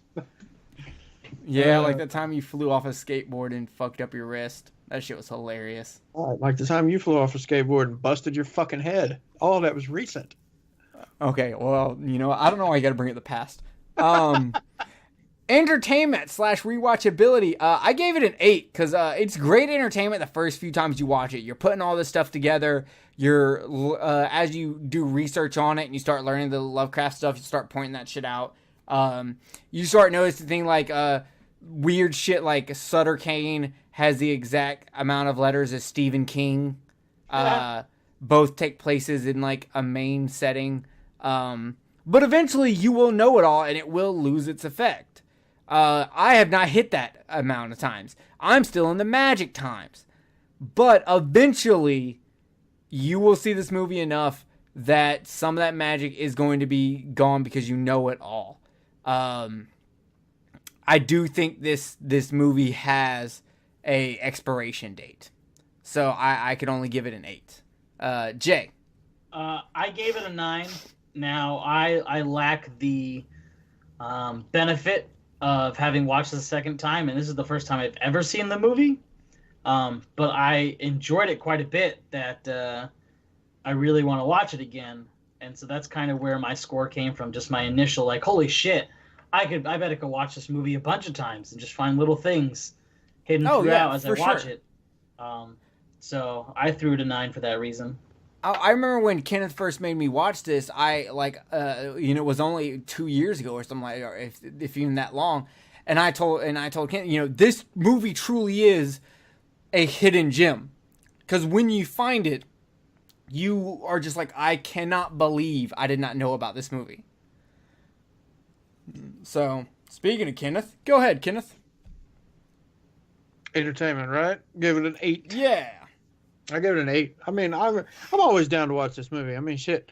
When this was one of those that I specifically wanted to get when I heard that it was coming out for a Shout Factory release. So, I actually really enjoy this movie, and I've seen it quite a few times since the first time that I ever watched it. So, for me, I mean, it definitely gets an 8. And, the only reason why it doesn't get a 10 is because obviously there's going to be other movies that I would probably choose to watch over it if I had them all in my hand. But for the most part, it would definitely be up there. Yeah. All right. We move into pop culture. I gave it a 5. It's not really known in major pop culture unless you count the John Trent eating popcorn gif, which if you do, the Michael Jackson one still beats it. Or there's a small-time rapper who may still exist named Sutter Kane. But even in horror, I feel like this movie isn't talked about enough or even given the respect it deserves, which we're changing here tonight, by the way. But unfortunately, it's just not known in wider pop culture or in horror pop culture, which is, to me, really, really sad. I hugged my Laserdisc copy of In the Mouth of Madness and cried over it. So, Jay, what do you got? I gave it a 7. I probably should have scored it a little bit lower. I had the same reasoning as you. It's not really brought up even in the horror groups. I had never watched it before we needed to for this podcast. I can honestly say I don't think I've even ever heard of it until I really started getting into horror. So I've always liked horror, but doing this podcast has clearly increased that the amount of movies I've watched. And so I kind of count, when we started this podcast, my real deep dive into the horror genre as a whole. And before then, I don't even think I had heard of this movie. So in all reality, I probably should have scored this a little bit lower, but 7 is where I ended up. That's an interesting point, Jay, that I think back on a lot, and I'm like, you know what? There are a lot of movies I can think of that were first-time watches for you that we did on this podcast. Yeah, so I've always liked the genre, but I think I was like a lot of common horror fans out there, where I just stuff that was advertised as the stuff I saw. There are a few, that I rented as a kid and saw on USA and Monster Vision and all that could be considered gems. But yeah, since we started doing this podcast, I've really, really increased my amount of movies, even outside of the ones that we have to watch to record. It has me in a mindset of wanting to dive into the genre more and more. Yeah, because I can think of quite a few movies we've done that when I brought them up, you had never even heard of them. A lot of them are a lot harder to find movies. Like, people wouldn't think of like Marabito or, opera, stuff like that you just don't really think of. Unless you're deep into like Japanese horror or Italian horror as you go through those kind of things. But that is interesting. It's almost like because for me, that moment was when I met Kenneth. Kenneth opened me to a wider world of horror by showing me things that I had never seen or heard of, like Lucio Fulci's Zombie. I had such sights to show you. You did. So that's that's a neat thing to go from like a standard horror fan to becoming getting that seasoning put on you. Yeah, I'm more well versed in the genre. Yeah. It was definitely nice growing up and having people around me that were, really into watching it, like my dad and Alan and my mom and things like that. People like that kept the movie watching going from very, very early on. Yeah, So. But keep in mind, people, there's a downside to that too, because sometimes your asshole friend shows you Cannibal from 2006. And then sometime your asshole friends make you watch Cannibal from 2006 to record it for a podcast. Exactly. So Kenneth, pop culture. I give it a 4. Okay, so you're in line with me. Yeah, I mean, I think when this movie came out, I was 11, 12. And, I can remember when it came out, but I remember it wasn't a big thing, when it came out. I just remember it being up on the video store shelf for rent, but it wasn't one of those movies that, I remember seeing the previews for it on other movies for when it was coming out, but it wasn't one of those things that it wasn't huge. You know what I'm saying? It really wasn't. It was one of those that just kind of slid underneath through it. And the only reason why it got any kind of publicity or anything else like that is because it was the next John Carpenter movie. Yeah. And I wish I would have gotten to see this movie in theater because I think it would look great on a big screen. Unfortunately, the priest who was supposed to take me fucking canceled for a younger boy. So the conversation we just had about getting seasoned in horror actually brings us to our last category, and this is a new category, and it's called representation. This category is going to talk about how this movie represents horror and or a specific subgenre of horror, and how well of a job it does of that. Does it do anything new? Does it is it, you know, a classic staple? Is there just things that do it better, so it gets a lower score? You know, things like that.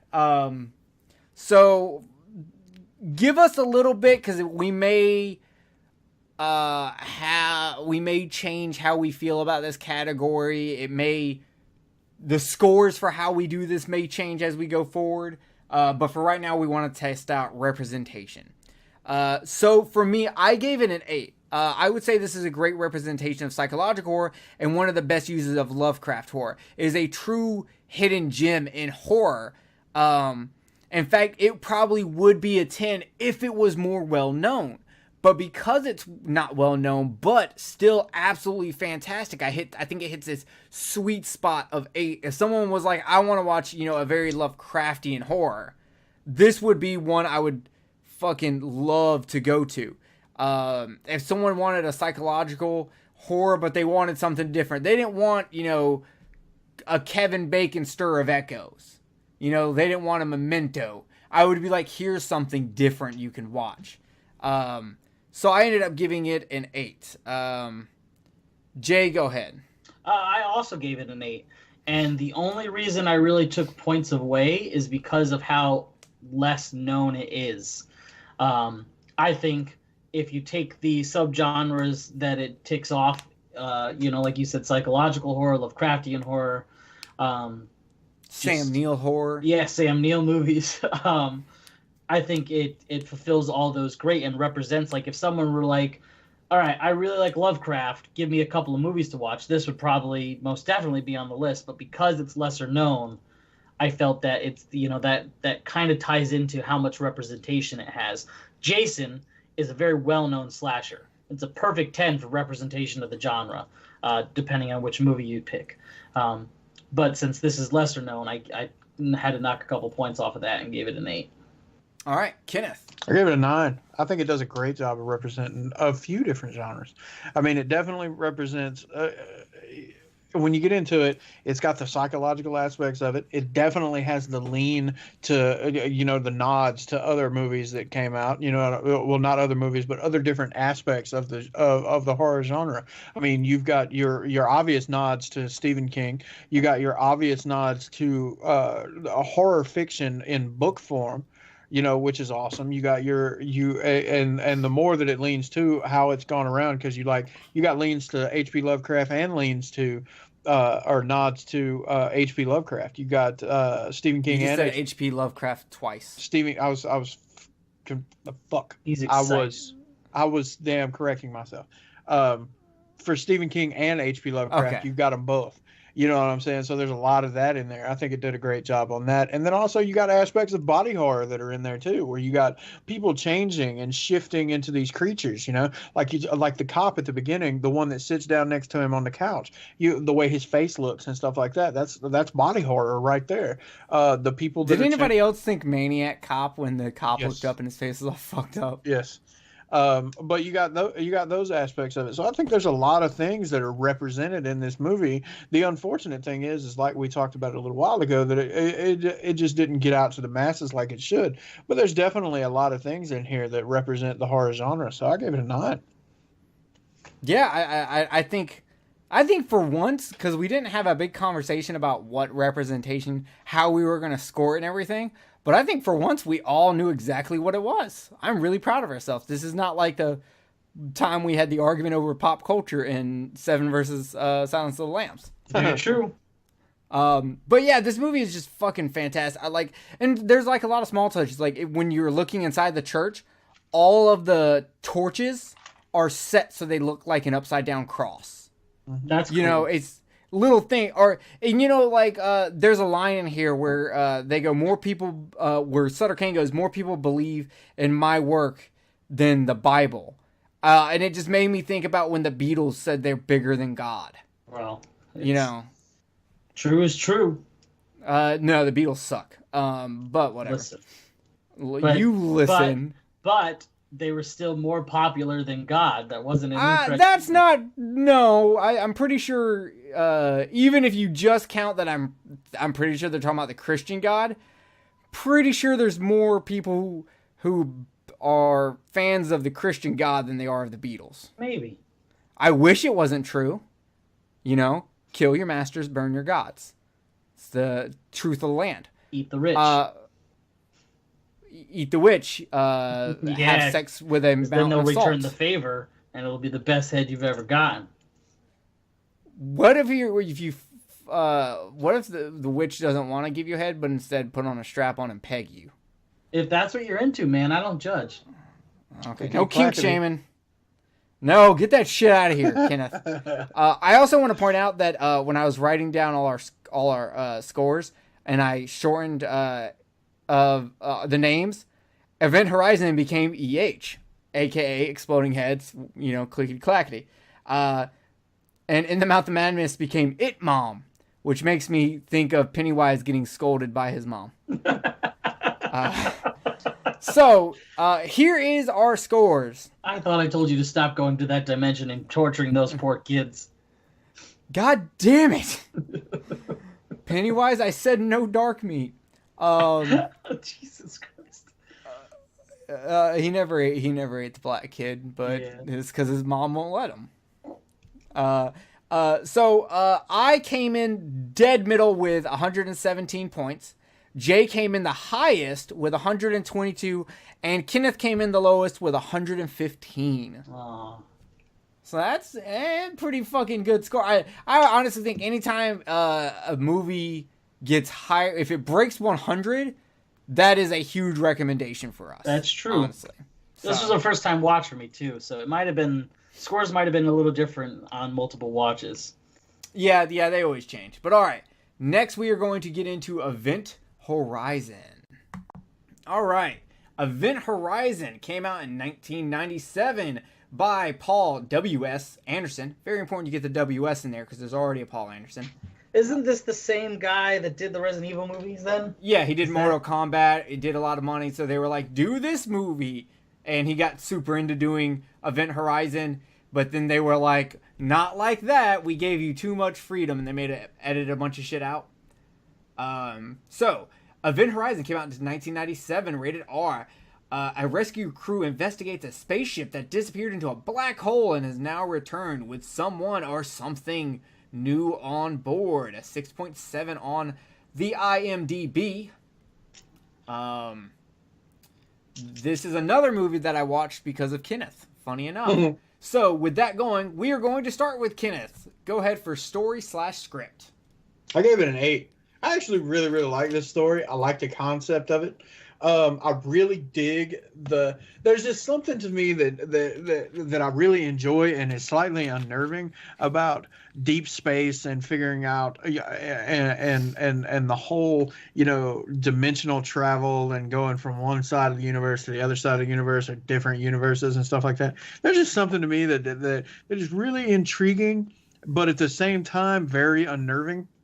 I don't know if you remember, but when I went on that whole big interstellar tirade where it was like, I was having to have a conversation with your dad and one of your dad's friends and stuff like that about how space-time and all the rest and the theory of relativity and all that shit work together. I mean, it was intense when I got into that one. So I gave it an 8. I really like it. I just wish that it had been more fleshed out. I wish there was more to it. And I don't know whether, we've had the discussions, and I'm sure we'll talk about it more as we go through this, but damn, a lot of shit was taken out. You've already mentioned it once already, so I don't know whether it was the director or the writers or whatever. I just wish there had been more company, to it. The Warner Brothers, I believe, is who put this out. But it was not the director's choice or anyone who actually did work on the film.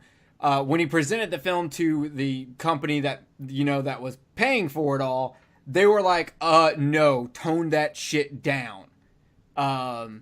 Because while he was making the movie, they gave him carte blanche. He could do whatever the fuck he wanted. He had almost total, complete freedom. He literally was the first person who got to film in Pinewood Studios right after Kubrick was done with Eyes Wide Shut. Nice. Which, funny enough, Kenneth watches that movie with his eyes wide shut. Me too. I once heard Kenneth would rather listen to Arms Wide Open by Creed for the same amount of time as that movie runs than watch Eyes Wide Shut. Yeah, that movie's fucking terrible. But yes, the studio slapped him afterwards and made him edit all that shit out. But yeah. So like I said, I gave it an 8, and I think that's the biggest reason for it, is because it's lacking those things. Yeah. All right, Jay. I also gave it an 8. Pretty much the same reasons. I really enjoyed the story. I had seen deep space horror movies before, and I had seen supernatural horror movies before, but I don't think that they both have been blended so well before this movie, and so that was something new. But like Kenneth, I really wish that there was just a little bit more, maybe like 10, 15 minutes at the most, to just flesh out everything a little bit more. Yeah. All right. I'm at a 7. It's a standard concept with a new flair. It's the same setup, a ship needs to be rescued, but the reasons are different. They take the, we got to rescue the ship, a la Alien, but it's going to come from a portal that's been opened from hell, a la Doom, using imagery a la Hellraiser. Which is a great fucking combination. I get behind that completely, but I gave it a 7 because while most of the times the talk about what's been edited out of the movie was more of the violent stuff, I have to feel there is some story stuff that was lost. There has to be some narrative stuff that was just fucking lost, because they really don't explain shit in this movie, but there's certain scenes that make you feel like stuff is explained. It wasn't until I watched it this week that I realized that Sam Neill's character, Weir, right? Yeah. Weir. Yeah. That his wife committed suicide while he was creating the Event Horizon. I always thought she was on the Event Horizon. Oh, No. I never got that. No. He explains it later on. Where you said you just got it? Yeah, I just got that. For some reason, I always thought she was on the Event Horizon, and it wasn't in this time that I realized she committed suicide before. I guess it's because I got thrown off because he technically gets touched by the Event Horizon before they ever get there, because he has that dream where he sees her on the Event Horizon, or he has like a dream about her with her eyes torn out and shit like that, which is the Event Horizon somehow reaching far out and touching him now that it's shown back up in this plane of space.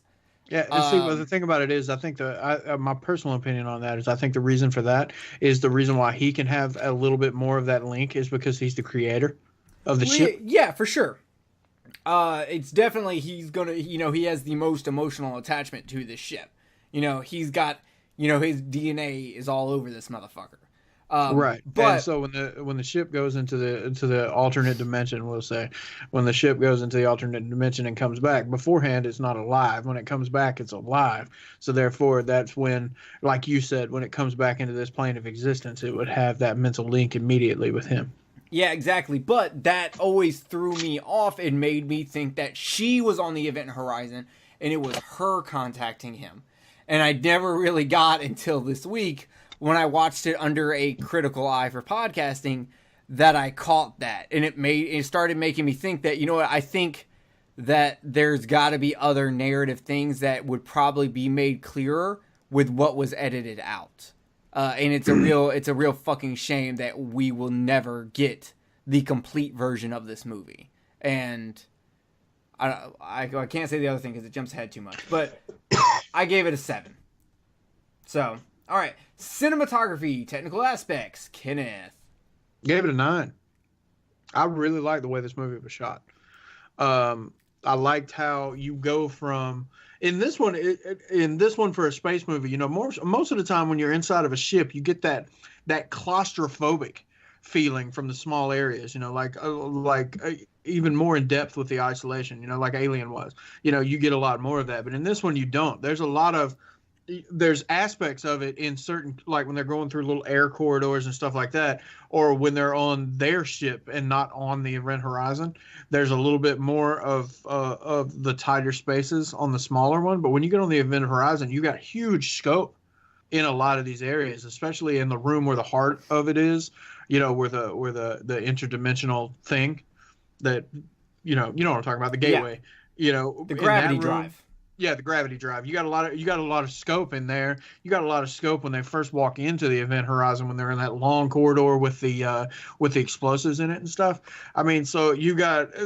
I really, really liked, and the angles that they put them in to give it even more scope, I thought was done really well. And I also like the way that they kind of pan around the ship itself and then into the sets, because outside it's more than likely green screen or whatever, but then they come into the sets to kind of give it the scope of space, and then back inside. And I just really like the way it was done.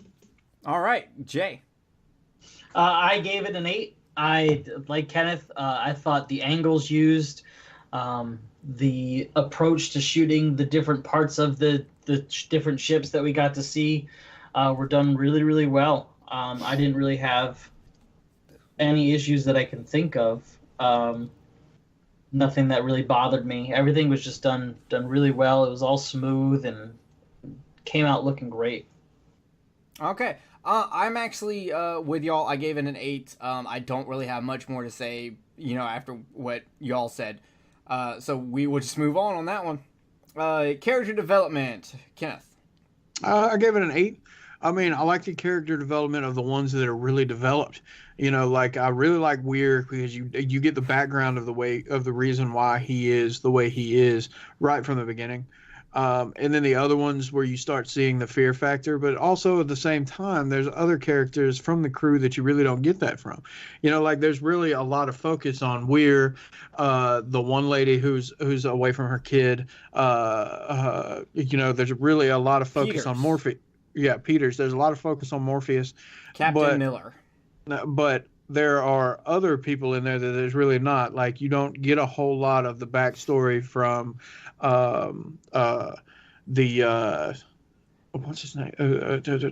Which one? Justin Cooper, DJ. Justin, that's him. Justin, because I was thinking he was in Idle Hands. Him, the black guy. What's his? Cooper. And then the blonde chick. You really don't get a Stark. You really don't get a whole lot of background from them, so it's kind of like back and forth. But the background that you do get with those, with the main characters, those are some really good ones. Like, I really like the imagery that they use to convey Weir's his mental problems that he's got going on, because of the fact that he was a workaholic, and that obviously had something to do with the fact of why his wife killed herself. You know what I'm saying? I really like how they dive into the motherly quality, and how she feels about the fact that she didn't want to go but had to go because it's a military kind of thing, so she had to go, but she didn't want to leave her son. I really like how they got into that. And then I like the even though it's kind of tropish, but it's the same thing with the captain, where he had to leave a man behind. I like how they went into that to give the kind of more of a fear factor kind of thing involved in it. It almost kind of reminded me a little bit of Sphere. I love Sphere. Yeah, so I mean, it was, I really enjoyed it, but at the same time, it wasn't flawless. So I gave it an 8. All right, Jay. I gave it a 7. God, Kenneth is kind of taking all my thoughts here. But yeah, so some of the characters were focused on heavily, others not so much, and that kind of left me wanting, just like the story did. I really wanted to know more about everybody on the ship, not just the ones that decided to focus on. I know every horror movie needs fodder for its deaths, but I feel like with what we had, we should have gotten a little bit more in the way of character development for the entire crew. All right, so I'm actually coming in higher than both of y'all. I gave it a 9. I felt like all the characters were absolutely fantastic, and while they didn't develop some, they like to give little tiny hints that are kind of unclear. Like you know, Stark is the first one to kind of put together that the ship may be alive and something's wrong. Justin, being an engineer, is so curious about how things are built, he has to stick his hand inside the fucking thing. DJ, this doctor who, you know, is taking care of all these other people, but he seems to be, you know, he's there to listen when Captain Miller needs to talk, but he always seems like, I always felt like his smoking as a doctor symbolized something. He cares less about himself, but cares more about others. Smith is one I'm a little angry about, because, you know, he's the pilot, and I felt like they didn't. Smith is Sarge from Dog Soldiers, right? Yes, and Alfred from Gotham. Yeah, Alfred. I've never watched fantastic guy. Love this actor. But he's the one that actually bothers me the most because they never explain why he does not want to go on the ship. And I assume he's the first person to get the hint that there's something wrong with Sam Neill's character. He is constantly clashing with Sam Neill's character. Same with Cooper. Cooper also is one we get very little fucking information on, except that he, you know, he's the goddamn man and he's got the fucking skills to prove it. But he's also like the only person that we don't get an insecurity with, except for the fact that he calls Weir on the bullshit, and Weir's like, no, I'm a scientist, shut the fuck up. Because a lot of the, you know, so him and Smith don't get the proper kind of thing, but there's enough there that I can put together and assume based off of how the characters are and what little information and interactions they have with certain characters. Because the same way with Captain Miller and Weir, it's intellect versus instinct. You know, Captain Miller goes all on instinct. He uses instinct to keep him one step ahead of Weir, and Weir is using his intelligence to try to push them into the areas he needs them to be in so that he can do the shit he needs to do for the Event Horizon. So while I completely agree with y'all that there are some characters that need more development, for me, there was enough there for me to piece together my own thing for it. And once again, I go back to wondering, are there narrative things? Because I think at least for the Doctor, there's some kind of narrative thing that was taken out that should have been there. But we'll never know. But you know what we do know about? Kenneth's opinion on pacing. Go ahead. I gave it a 7. There were some spots that were kind of dragging a little bit, but overall, I mean, I think it moved along pretty well. But you know, there were a couple of spots. I gave it a 7. All right, Jay. I gave it an 8. I didn't have trouble with the pacing really at all. It could have been a little bit better, but not enough to deduct any more than 2 points, really. All right. I also gave it an 8 because it's one of those movies that about every time I think it's getting a little too slow, a new development happens and it gives it that push. So I get almost to the point to call it slow. I'm about to say the word when it shoves that word back in my mouth. We call that a Kenneth. Because he loves to shove things in people's mouth. Especially yours. A lot. All the time. We almost can't do this podcast sometimes. I learned how to talk with having something in my mouth, guys. So yeah, I gave it an 8. Atmosphere, Kenneth. I'm coming in with a 10. I thought the atmosphere was perfect. I thought they did a great job of conveying that whole spacey dichotomy with it, and then the shift from, you can really see the changes in the way that things are from the time that they go into their ship into the Event Horizon. You can completely see the shift. You can see where the changes come to the unnerve and the oh shit, help me out with the wording here, Jerry. It's just creepy when you get inside. Like you can tell just by the way it looks when you get inside the ship that there's something that's not right when they get in the Event Horizon. It's clear. And the whole time that they're in there, it's clear. It never comes around to that, that homey, comfortable, area that they have in the smaller ship. It never comes around to that in the Event Horizon. It's definitely done very well, in my opinion, of showing the differences and how everything changes as it goes along. Even when you're getting closer to the end of the film, where you've got them in the Event Horizon and you got people going back because they're going to use their old ship to get away, and still the inside of the old ship looks the same.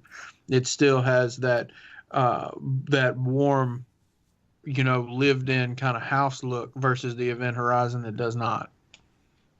All right, Jay. I gave the atmosphere a 9. I thought the contrast, like Kenneth said, the contrast between the two ships was great. Everything about this movie just screams stuck in space with a supernatural entity fucking with everybody. It was absolutely perfect. It did a great job of making me feel the same tension and dread and situational stuff, because I can't think of good words, that the characters were going through. So I absolutely loved it. All right, co-host, audience, countrymen. I gave it a 7. I want to be higher on this. I really do. But for some reason for me, it seems to just constantly fall out of its own atmosphere. And I still... I cannot figure out why. I've been trying to figure out why. But I just feel like there's a lot of disjointment to this movie. A lot of when it switches from characters, where when it does that, because there's so many characters, a lot of those switches happen to, for some reason, take me out of the atmosphere. The character switch from when you realize Sam Neill is crazy. I mean, he's crazy for a while, but when they make it like abundantly clear when he kind of like steps back in the shadows, like a lot of the just drastic changes for me based off the characters tend to ruin the atmosphere for me, which is weird because the characters to me are like the strongest point of this movie. For me, as y'all heard from how in-depth I went on them, piecing my own thing together for it. But for some reason, that hurts my being engulfed in this atmosphere. So I gave it a 7 because I had a hard time specifically figuring out what it was that was keeping me out in the atmosphere. If I could figure out exactly what it is, I probably would have went lower, but because I couldn't, and it was just disjointed, and I kept falling out of it, I gave it a 7. So much lower than y'all two, which both y'all are very high on it and have very good points. And I do understand what y'all are saying about the ship, but for some reason, the disjointment of jumping between the characters ruined the atmosphere for me. So I definitely see what you're saying, but I feel like that just added to kind of the sense of hecticness that the movie had at times, and so it didn't take me out because it just added to it for me. But I can definitely see how that would affect some people. Yeah, it's kind of depressing because I feel like this movie has... I almost feel like there is clear atmosphere in this movie, and for some reason I'm not invited to that party. Like, I can see the party going on. I'm looking at fucking Jay and Kenneth over there by the fucking punch bowl, wondering who's gonna jerk off in it first. But I'm not allowed to come to that party. I can see it, just not allowed in. So what can you do? So we move on to scenery / set design. Kenneth, go ahead. I gave it another 10. I thought the set design was beautiful, especially inside the Event Horizon. I thought it looked great. I mean, obviously their ship, it looked good. Had the spaceship look. It was done very well. I think it looked it had more of the military style look to it than obviously the luxury style to it, which I think was done kind of well. It almost gave me a little bit of the inside of the Nebuchadnezzar from the Matrix kind of look to it. Which seeing Lawrence Fishburne in this actually really reminded me of him as Morpheus, as captain of the Nebuchadnezzar. Kenneth, the rule is you never discuss a shittier movie when you're talking about a good movie. I can't wait for that Jerry Hates action. but when you get inside the Event Horizon, I mean, there are just things about it that are just fantastic. The like I said, the long corridor that goes from the one side of the ship to the other side of the ship looks great. When you get inside the different areas of the inside of it on the other side, it looks awesome. The gore aspects that are splattered all over the wall, I think, look great. And especially, if not anything else, the set that was done for what the gravity drive, is that what you call it? Yeah. The inside of that looks amazing. I think that is so fucking cool looking. So I got to give them credit for this one. I mean, I think the set design and the scenery was fucking amazing. I gave it a 10. I thought it was great. Man, Kenneth, leave some dick for us with how much you're blowing this movie. Jay, go ahead. I gave it a 9. I thought it was really fantastic. There was a few things that weren't absolutely perfect, and so I try and reserve my 10s for things that I just think are absolute perfection. But overall, it was fantastic. The ships looked like how I imagined spaceships would look. Outside in space was done really well. The gravity drive room, their individual quarters, everything just looked really good. So no real complaints from me there. All right, I gave it an 8. Everything looks good, but some of the inside ship parts look dull compared to the others. It just magnifies it. But it's such a limited set that it's hard to blame that. It's just that because of how amazing the gravity drive room is, it makes everything else feel kind of blah. Like, I think back to the Nostromos, and I think back about how amazing that set is, and I realize it's because nothing stands out above the others. They're all on an equal plane of how good they look. And in this movie, with how fucking boss the gravity drive room is, it makes everything else just kind of like, whatever. It's just kind of standard. It's standard. It's set up to look, the Nostromos basically set the fucking goalpost. And everyone has to at least make it to there. And they did better in the sense that they had the gravity drive room, but everything else is just kind of like, yeah, I saw that in the Nostromos. Not that that's necessarily a bad thing. If you're gonna fucking, copy something, copy the goddamn Nostromos. So, but I still gave it an 8. I think it's a very, very fucking solid set. All right, acting. Kenneth, go ahead. For acting, I gave it a 9. I think the acting was done fairly well. One of my biggest complaints, though, is, Sam Neill, when he's doing his, for the most part, he does really, really well. But there's a couple of spots in there where it's just like, it was very difficult for me to distinguish him from who he is in this and who he was in Jurassic Park. There were aspects, like at the beginning, like when he's sitting there and he's describing how space time bends and stuff like that. I swear to God, if you'd put a fucking flannel claw in his hand, yeah, a flannel shirt on it, and a hat and a raptor claw, he'd have been that dude.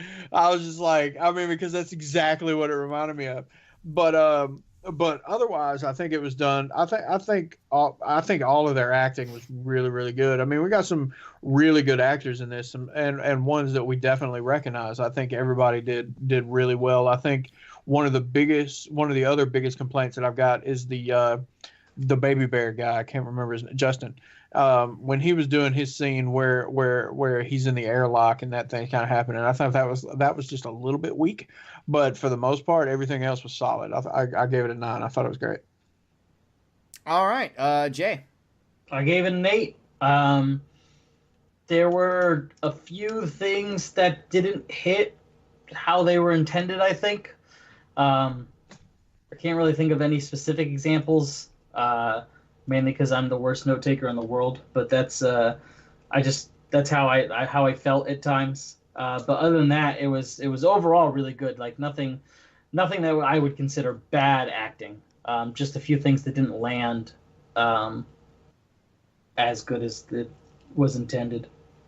All right, I gave it an 8. I have no complaints. Nothing really blows me away, but I feel like everyone got their characters down. I do want to point out one scene that I thought acting-wise was really good, and that's when Weir is basically telling Cooper that what Justin, Baby Bear, saw is fucking impossible. And he's like, I don't know, some kind of distortion to gravity. And Cooper's like, you got to be fucking kidding me with this bullshit. And, you know, the delivery of Cooper's lines and Captain Miller stopping him, like, the timing of that was just perfect. And I know it's not really an important scene, but it is one that I see, like,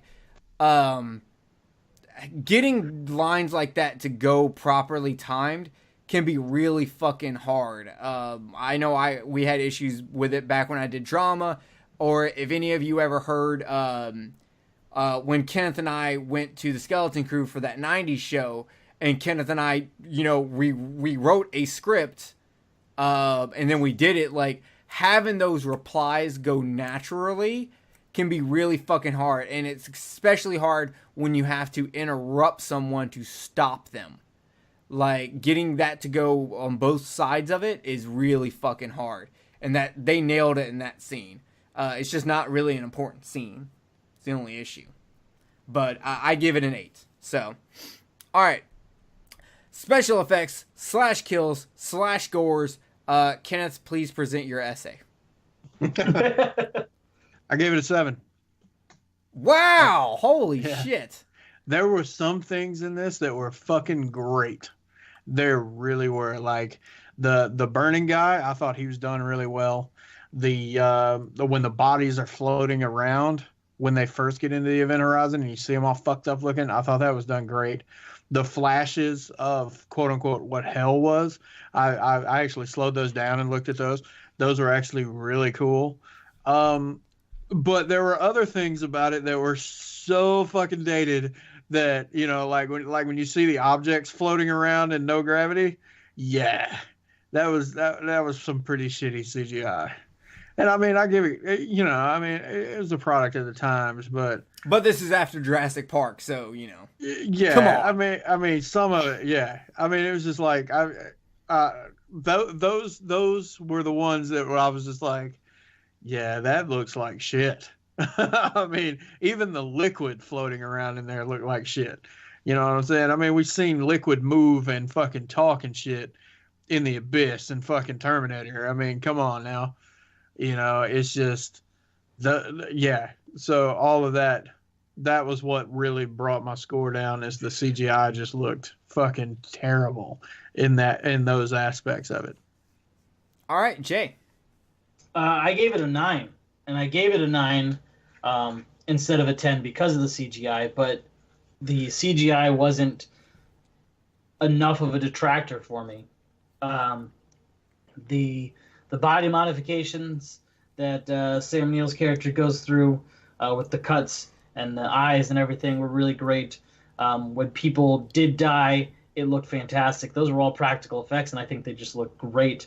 Not to mention that scenery and set design is one thing, but really the ships themselves were special effects too. And I think overall, the tiny bit of dated CGI doesn't detract enough from the movie for me to really lower the score past the 9. If the CGI had been fantastic, it probably would have got a perfect 10. But Yeah. Yeah, I'm in the same boat as you, Jay. I gave it a 9. That CGI does hurt it, but I didn't feel like the CGI was even that big a part of the movie when it came to its special effects. It's like a little bit of it with the the floating soda cans and the floating liquid, but other than that, everything else is fucking amazing, and that CGI is just such a little part.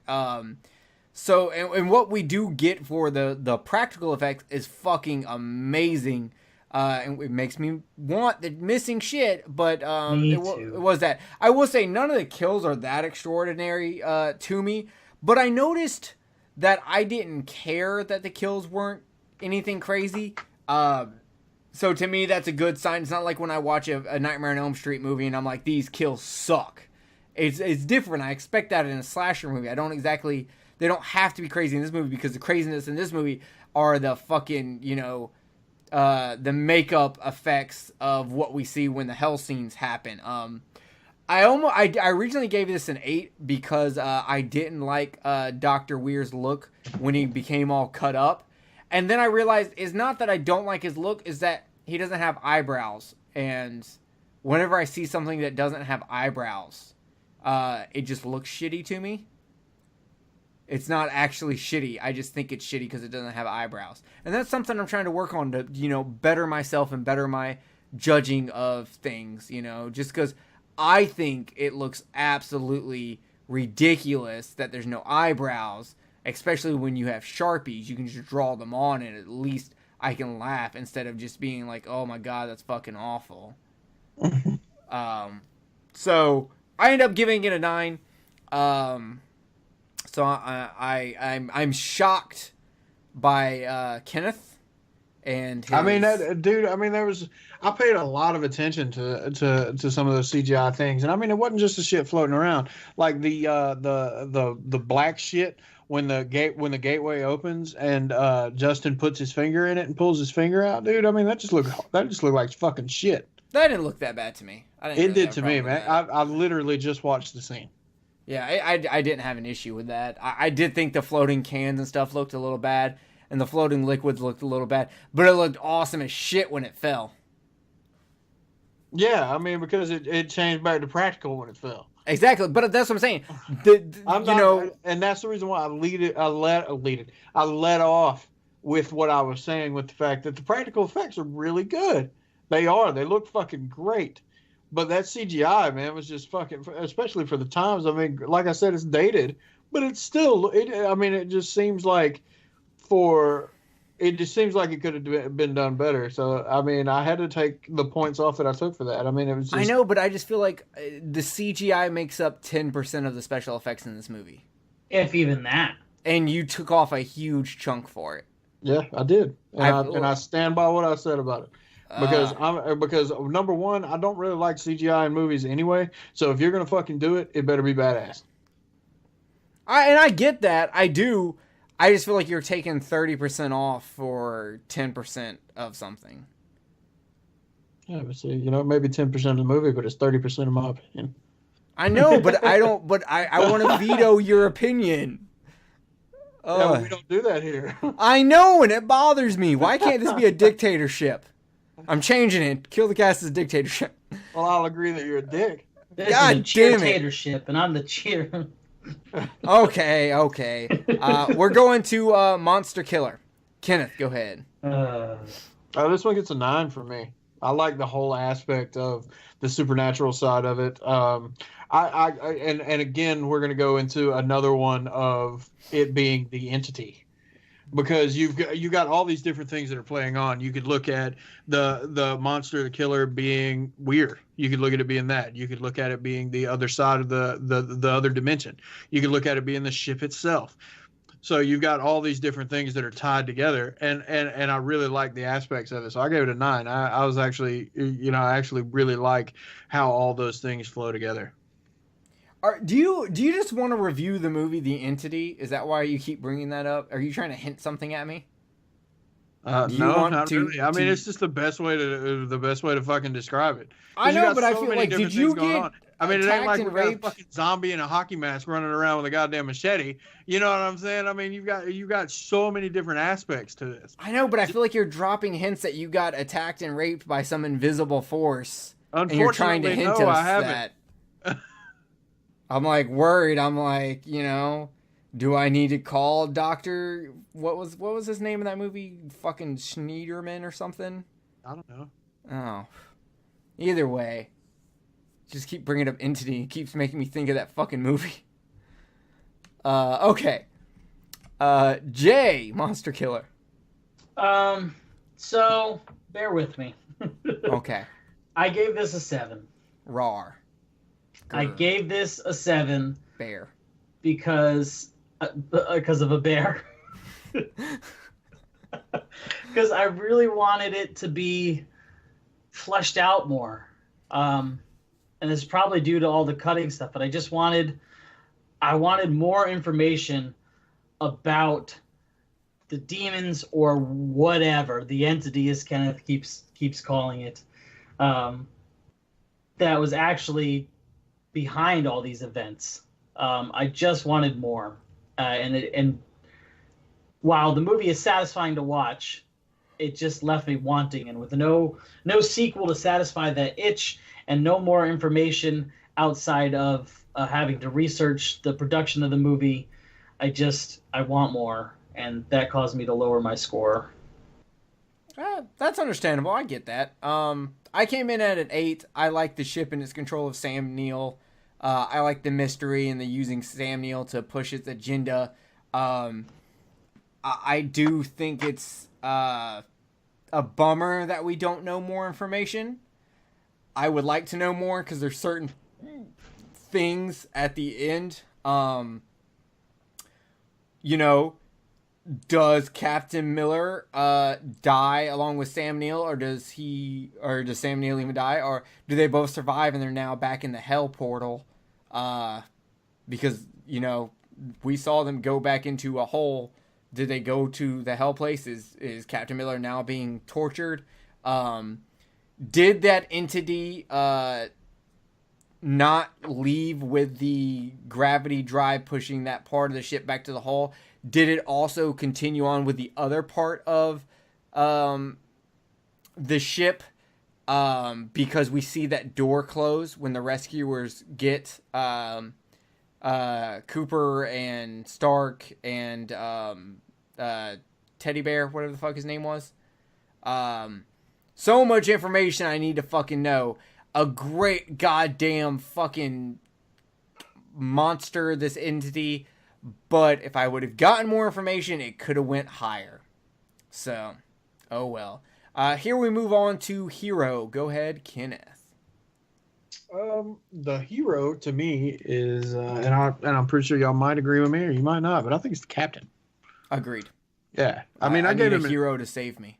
Yeah, I mean, I gave him an 8. I think he's a good, solid captain. I mean, he, it follows into some of the tropes and stuff like that. But as the character itself, trying to battle his own demons while battling this force at the same time. I mean, and doing it commendably. I mean, I think it's a classic version of a hero in a story like this. So I gave it an 8. I think it's pretty good.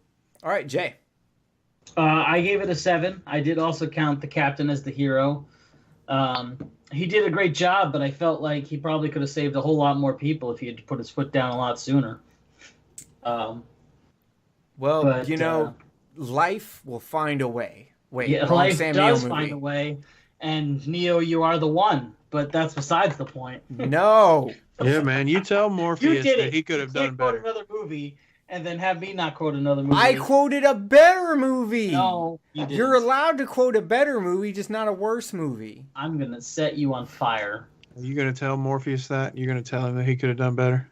Yeah. Oh wait, you're talking to him. Yeah, I'm talking to him. Not Morpheus, but this captain. It's pretty much the same dude.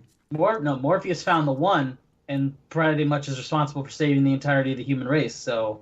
Yeah, well, this captain could do the same thing by sacrificing himself and taking the ship back into the other dimension. He did. That was a great move, but yeah, unfortunately, that's you where get credit where credit's due. And we can't change our scores. Wait, Kenneth, did you just say he sent the ship back there, because Captain Miller did not send the ship back there. Weir sent the ship back there. Whatever. He sacrificed himself to save the other 3 people. Yeah. Yeah, exactly. So, what's the greater sacrifice? Sacrificing yourself. Like I said, but he did it based off his own self-guilt. Whatever. Still happened. Either way, I don't know. I gave Hero a 7. I like Captain Miller, but let's be honest. Generic military officer. All the way through this fucking movie, generic military officer. It is not new for a military person to talk about the guy they left behind. It's not new for even in 1997. It was not fucking new for the military officer to not trust the scientist. It's just not new. While he did a great job of it, I still have to call a generic character when I see a generic character. So I gave it the classic old hand job. You know what? That's a better reason for the score. I'm going to take your reason. Okay, take my reason. It is not plagiarism if you did not write it down. All right, score, soundtrack plus sound design. Kenneth. Gave it an 8. Would you like to explain that? Nope. Okay. Jay, here's your time to shine. What did you give it? Oh, great. My time to shine on the category I have the hardest fucking time with. I gave it a 7. You're welcome. I thought that the music fit most situations just fine. But as with most scores in general, I have a hard time having them stick in my head afterwards. Yeah, this really fucks us up when the music expert has nothing to say. Because I'm with Jay. I gave it a 7. Because nothing took me out, but I can't tell you a single fucking thing about the sound design or the soundtrack or the score. I can tell you nothing, which means it wasn't bad because nothing took me out, but it wasn't good that I remembered anything. Right. Good job, guys. We really try to make sure we fully explain ourselves when we do these categories so Moving that y'all on. feel Scare just factor. okay. Scare factor. Kenneth is the new host. Go ahead. Giving it an 8. And yeah. You will explain this one. Okay. I gave it an 8 because I was telling Jerry earlier. There's just something about the concept of and I probably if I thought about it, I'd probably end up going maybe a little higher, maybe not. I don't know. This is one of those things that I really have to sit down and think. Because the concept to me of going to alternate dimensions that mirror some form of religious description is very interesting and very unnerving to me, because that gives there's always the age-old question about was religion invented just because human beings cannot deal with the idea of our own mortality? I mean, you've got the you've got the diehard people out there that have so much faith, blind faith in it, that they truly believe that there's a heaven, that there's a hell, God, devil, or whatever religion you are, Muhammad, whatever. You know what I'm saying? There are people out there that diehard 100% believe in their faith. And I'm not going to dispute the fact that there could be a possibility for any of these things to be true, because I have absolutely no idea. But at the same time, when you start getting into stories like this that give some form, let's just say that this movie were actual events, that give some form of scientific validity to the concept of a heaven or hell or something like that, it gets into a very interesting territory. And so I've always had this kind of this kind of, I guess, I don't know the best way to describe it other than to say that it just kind of gives me the willies to think about that kind of thing, to where you could go, even if you don't want to look at it from a religious aspect, but look at it from, okay, these go into another dimension where things like that exist, to where the chaos and all these things that we generally tend to, especially us three on this show, generally tend to not really look at it for what it should be looked at. You know, we're always making jokes or things like that or whatever. But, you know, if you really take the time to think about this dimension that this ship went to, it is absolutely fucking horrible. Yeah, and you can also look at it if you don't even want to go to like the religion side of it. Go back to the serial killer talk we were having earlier. What if you get trapped by a serial killer who's super into torture, you know, and they do all this fucked up shit to you, you know? Yeah, I mean, so the concept of that, of looking at it from that perspective, and there's other movies out there that have done it as well, where they've explored the, you know, the interdimensional kind of thing, or where you're going through the veil of our known reality into other places that are quote unquote spiritual or whatever, and finding absolutely fucking terrible things. And like I said, it's always gotten to me on a very visceral kind of aspect in myself, to think about that kind of thing. So I mean, I gave the scare factor an 8 up there, so, and I probably would have went a little higher. Now that you're done with Hellraiser 2, do you want to talk about Event Horizon? But I'll go into that more on mine. But Jay, you have to follow that up. Shit. What he said? I gave it an 8. But yeah, that's pretty much. Fuck. It was good. The atmosphere mixed with the themes of the movie mixed with the situation was enough to creep me out. The very first time I watched it, obviously now older and having seen the movie several times, not so much, but definitely a good creepy, scary vibe going on. Enough for an 8 on my end. Yeah. So I gave it an 8 also. Much like most horror movies, I'll never be put in that situation in real life. But the thought of it sends me an anxiety. I mean, just look at this checklist. Dangerous space mission. Okay. All right. We got this. Portal to hell. Okay, I played a lot of Doom. You know, okay. Crazy scientist. Fuck. You're done. That's a trifecta. You're not getting past it. It literally is combining, fucking Alien with Doom with fucking Hellraiser 2, Hellbound. It's mixing all three of those together. And these people were trained to do this shit. They're the best in the fucking business. And they could not fucking survive this. Because technically, at the end of the movie, there's a chance that the entity still owns that ship and they're still not going to fucking survive. You know, so you got to think, if 2.5 of them were able to make it out because one of them's fucked up from air decompression and shit, there's no way we would make it through this. Much less if someone like me with such high anxiety could even deal with going into outer space to begin with. Yeah, even that in itself is fucking, when you really think about it, it's pretty goddamn scary. Yeah, and you go back to what I was talking about earlier with the rifle versus the crossbow. I'm so scared of the crossbow because I think it leads to torture. I can't go to hell. I can't go to fucking Leviathan world and deal with fucking Cenobites. I can't deal with whatever the fuck happened in this movie. And then a crazy scientist, is the one that's going to make all this shit happen. It's his fault. Fucking don't trust scientists.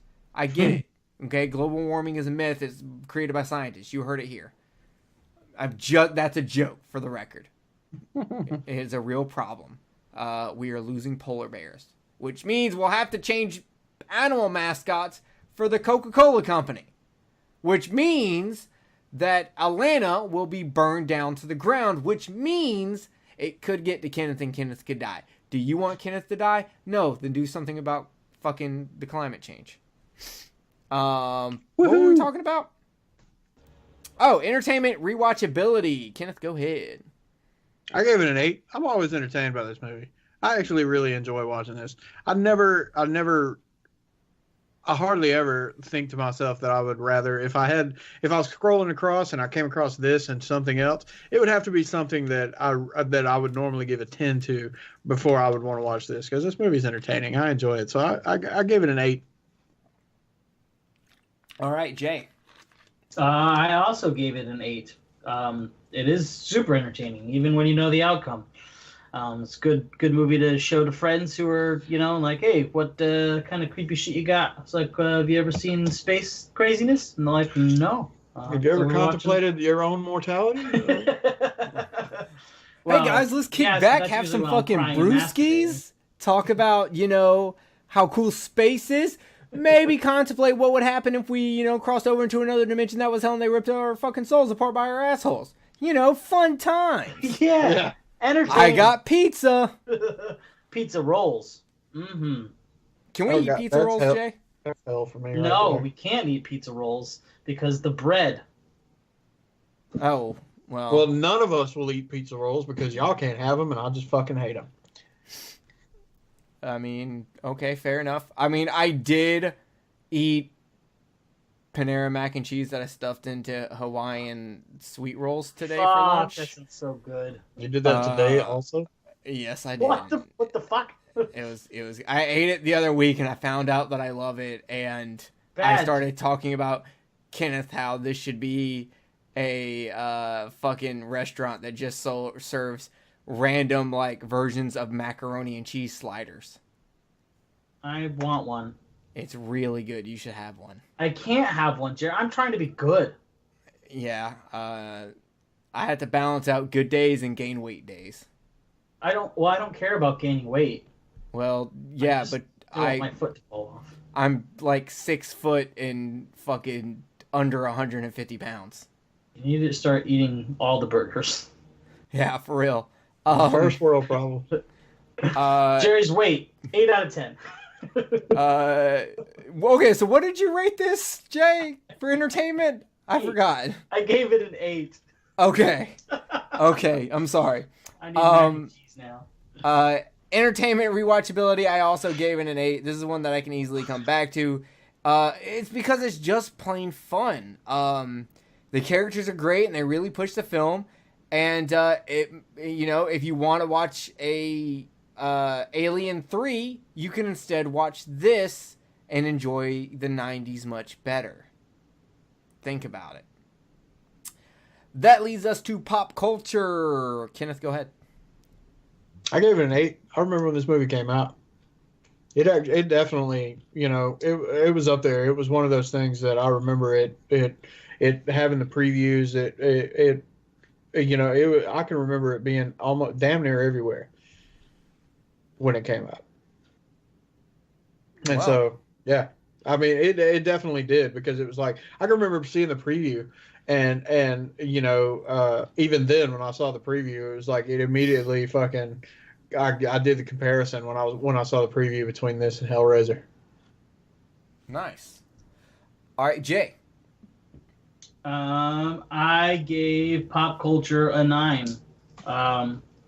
I think it's a super well-known movie, in and out of horror circles, in horror circles for sure, but even outside of that, tons of people have heard it, seen it, and enjoy it. So I gave it a 9. All right, not bad, not bad. I came in lower. I gave it a 7. Because while I do think it's talked about in the horror circle, because it is known, no one talks about this movie anymore. I don't see it referenced in major pop culture. I don't think it has much of a life outside of how it gets talked about in horror. I just don't know anyone referencing this movie. But because it's more known inside the horror community than, say, you know, In the Mouth of Madness is, I did have to come up a little bit on it. Yeah, but see, I can actually, you know, I can actually attest. I would probably say that I have talked to more people outside of the horror community about this movie than I have with people inside it. Yeah, I haven't, but then again, I hadn't watched the movie until a year and a half ago or something, 2 years ago, when Kenneth was like, "You haven't watched Event Horizon? What the fuck's wrong with you?" And so I watched it, and I was like, "Kenneth, you're right. That was a great movie." I still can't believe I didn't recommend Sphere to you. And you didn't recommend Sphere to me. I just watched that the other day, and Kenneth, you know I like fucking underwater things. That's what I'm saying. I can't believe it because I think Event Horizon movies like that, space movies and deep water movies, kind of fucking for me, kind of go along the same kind of area because you got to think if you're in deep water, if you leave outside of whatever thing you're inside of, you're gonna die. Yeah, I mean, exactly. You know, I mean, unless you're pressurized, and I can't remember what movie. It may have been Sphere, where, yeah, it is Sphere, where dude's swimming at the fucking bottom because his body's pressurized. But yeah, for the most part, I mean, it's just like, you know, if you go out into deep water, you're gonna die. If you go out into space without a suit on or something like that, you're gonna die. You know what I'm saying? Most of the time, when you're inside an underwater station or something like that, it's very close quarters. It's got the isolation factor to it, the claustrophobic factor to it, which is the same for spaceship movies and stuff like that. So I think for me, I kind of lump them together because there's a lot of similarities between the two of them. The biggest difference is just, you know, obviously the location. But other than that, everything else pretty much flows along the same lines. Yeah, I agree. And this flows right into the good line of representation. Kenneth, go ahead.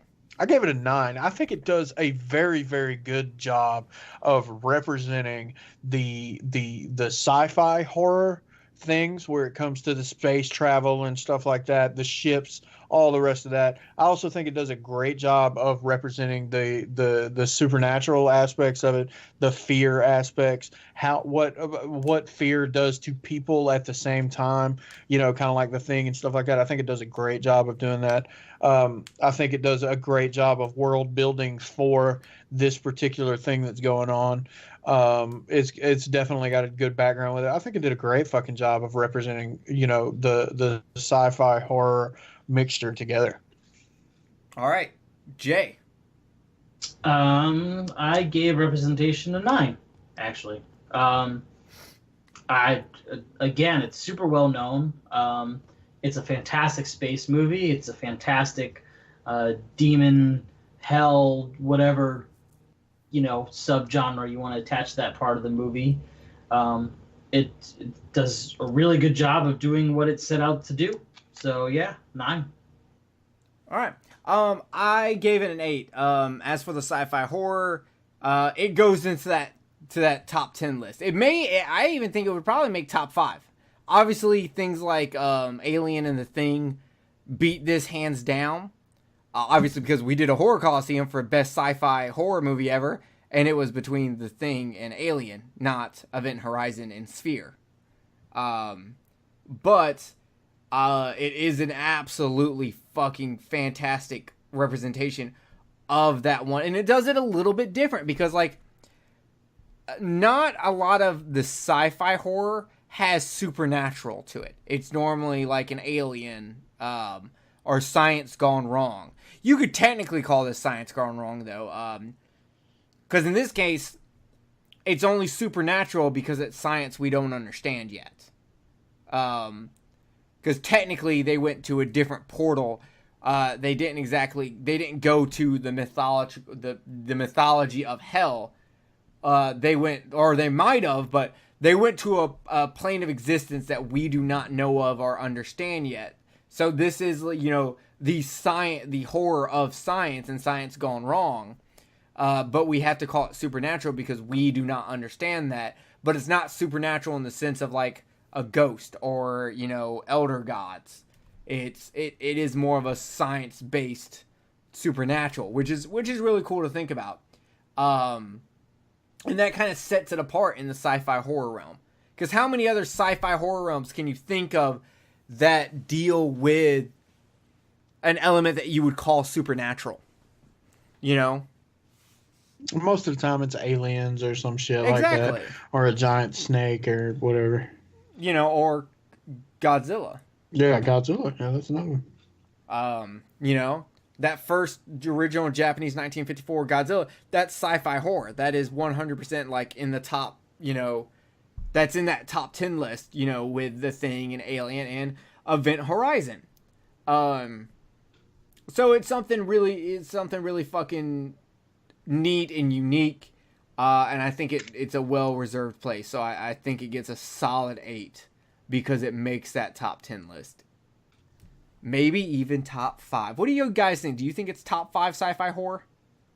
I would have to look up the other movies that, like, I have the ones I can think of off the top of my head, but I would really want to look at a list before I commit to something like that. Fair enough, Kenneth. I'm kind of with Jay on this one too because I can't off the top of my head remember Y'all every are fucking. pussies. I can't remember every fucking sci-fi horror movie that I've seen. Why not? I just can't.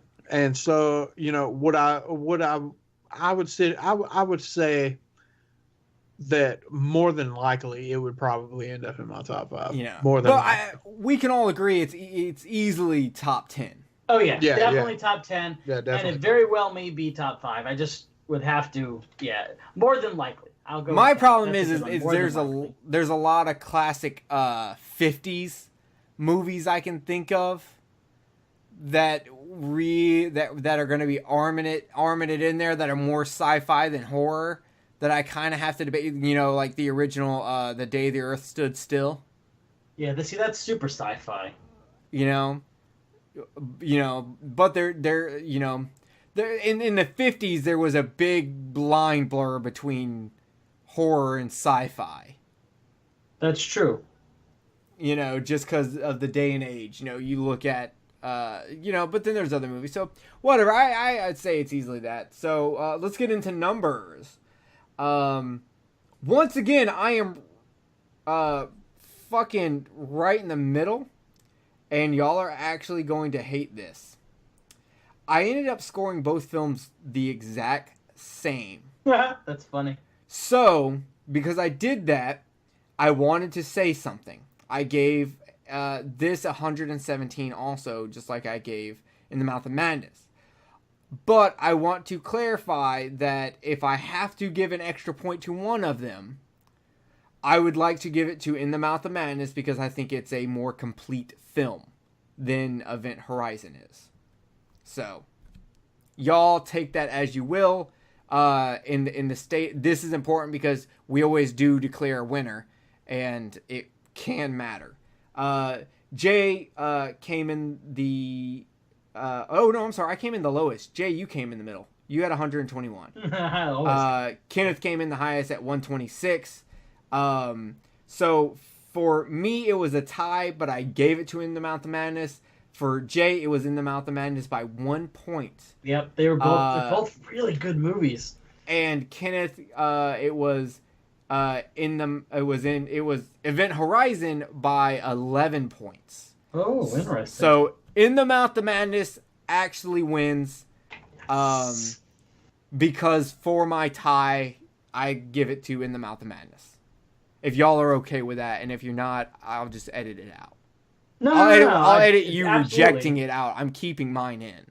Well, so is it when you add up all three totals, disregarding the fact that the two movies tied for you, which one has the more points? Because then it doesn't really matter. Fuck, I didn't think about doing that. Let me see. 117 plus 122 plus 115. All right. Someone remember this. In the Mouth of Madness is 354. I guess I could just okay. Okay, 117 plus 121 plus 126, 364. So then technically Event Horizon wins. Oh, fuck. Okay. That's how I would do it in this situation anyway. Whoever Okay. has the most out of all three. Okay, according to the numbers, Event Horizon has won this round.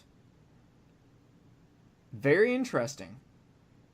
So there you go. Guys. It's because Kenneth has the lowest score on In the Mouth of Madness, but the highest score on Event Horizon. Yeah, that's fair. In the Mouth of Horizons. I've watched the shit out of that movie. In the Sam event, Sam Neill bending reality while also channeling demons from hell, and he's just fighting himself. In the Event of Madness. It's space. So, goddamn, that was great. That was the one we were really excited to do, and we knew we wanted it to be the first one we did when we came back after our long run of Freddy vs. Jason. So, with that being said, thank you all for fucking joining us on this epic Horror Coliseum comeback. We love you all. There is a new Kill the Cast Suicide Club shirt in there, done by the great Mike Ravinsky of The Nihilist. And we also have a new Underwater Kaiju from Outer Space shirt based off... That what? comic strip? Huh? The comic strip, The Nihilist? Yeah, you've seen it on Facebook? Yeah. Yeah, that's my buddy Mike. That's He's fucking the one dope. who... I had no idea. I love those things. I had no idea that was something you do. Yeah, Yeah. the good old Russian. That's the awesome. Russian... Yeah, that's our buddy, the Russian Cyclops.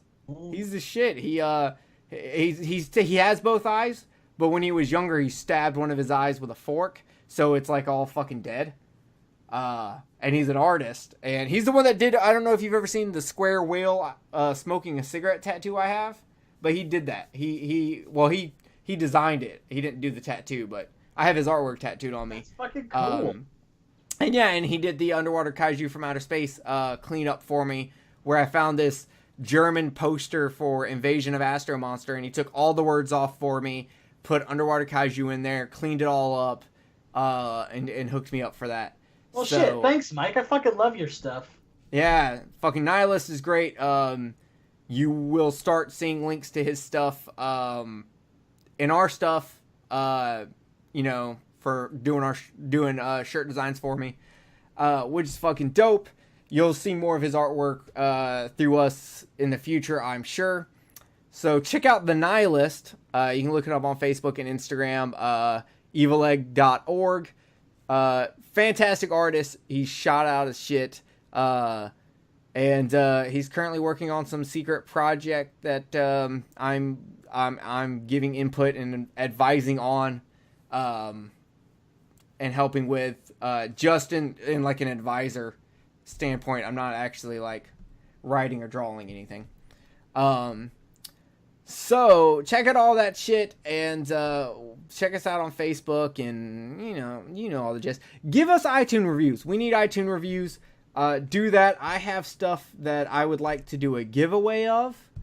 So I'm going to put together like a giveaway box, and we will figure out something to do with like iTunes reviews, and we'll give you away. And it's cool. It's got Blu-rays. It'll have a Blu-ray, a DVD, a VHS, a Funko Pop. It'll be dope. I'll even throw a dick pic in. Jay, we had this conversation. You will give us iTunes reviews, and if you give us an iTunes review, we will not send you dick pics. There you go. That's the new world. I hope everyone's enjoyed the last show we did of The Shining. The last Underwater Kaiju we did was Gorgo. The next one is Godzilla vs. Biollante. That's what it is. Chick dies and her father puts her soul in a flower, and then some Middle Eastern guy tries to steal it, and Godzilla fights a plant. So, there you go. One of the highest rated Godzilla movies in the franchise. Busted down into 5 seconds. Jay, you got anything to say to the people?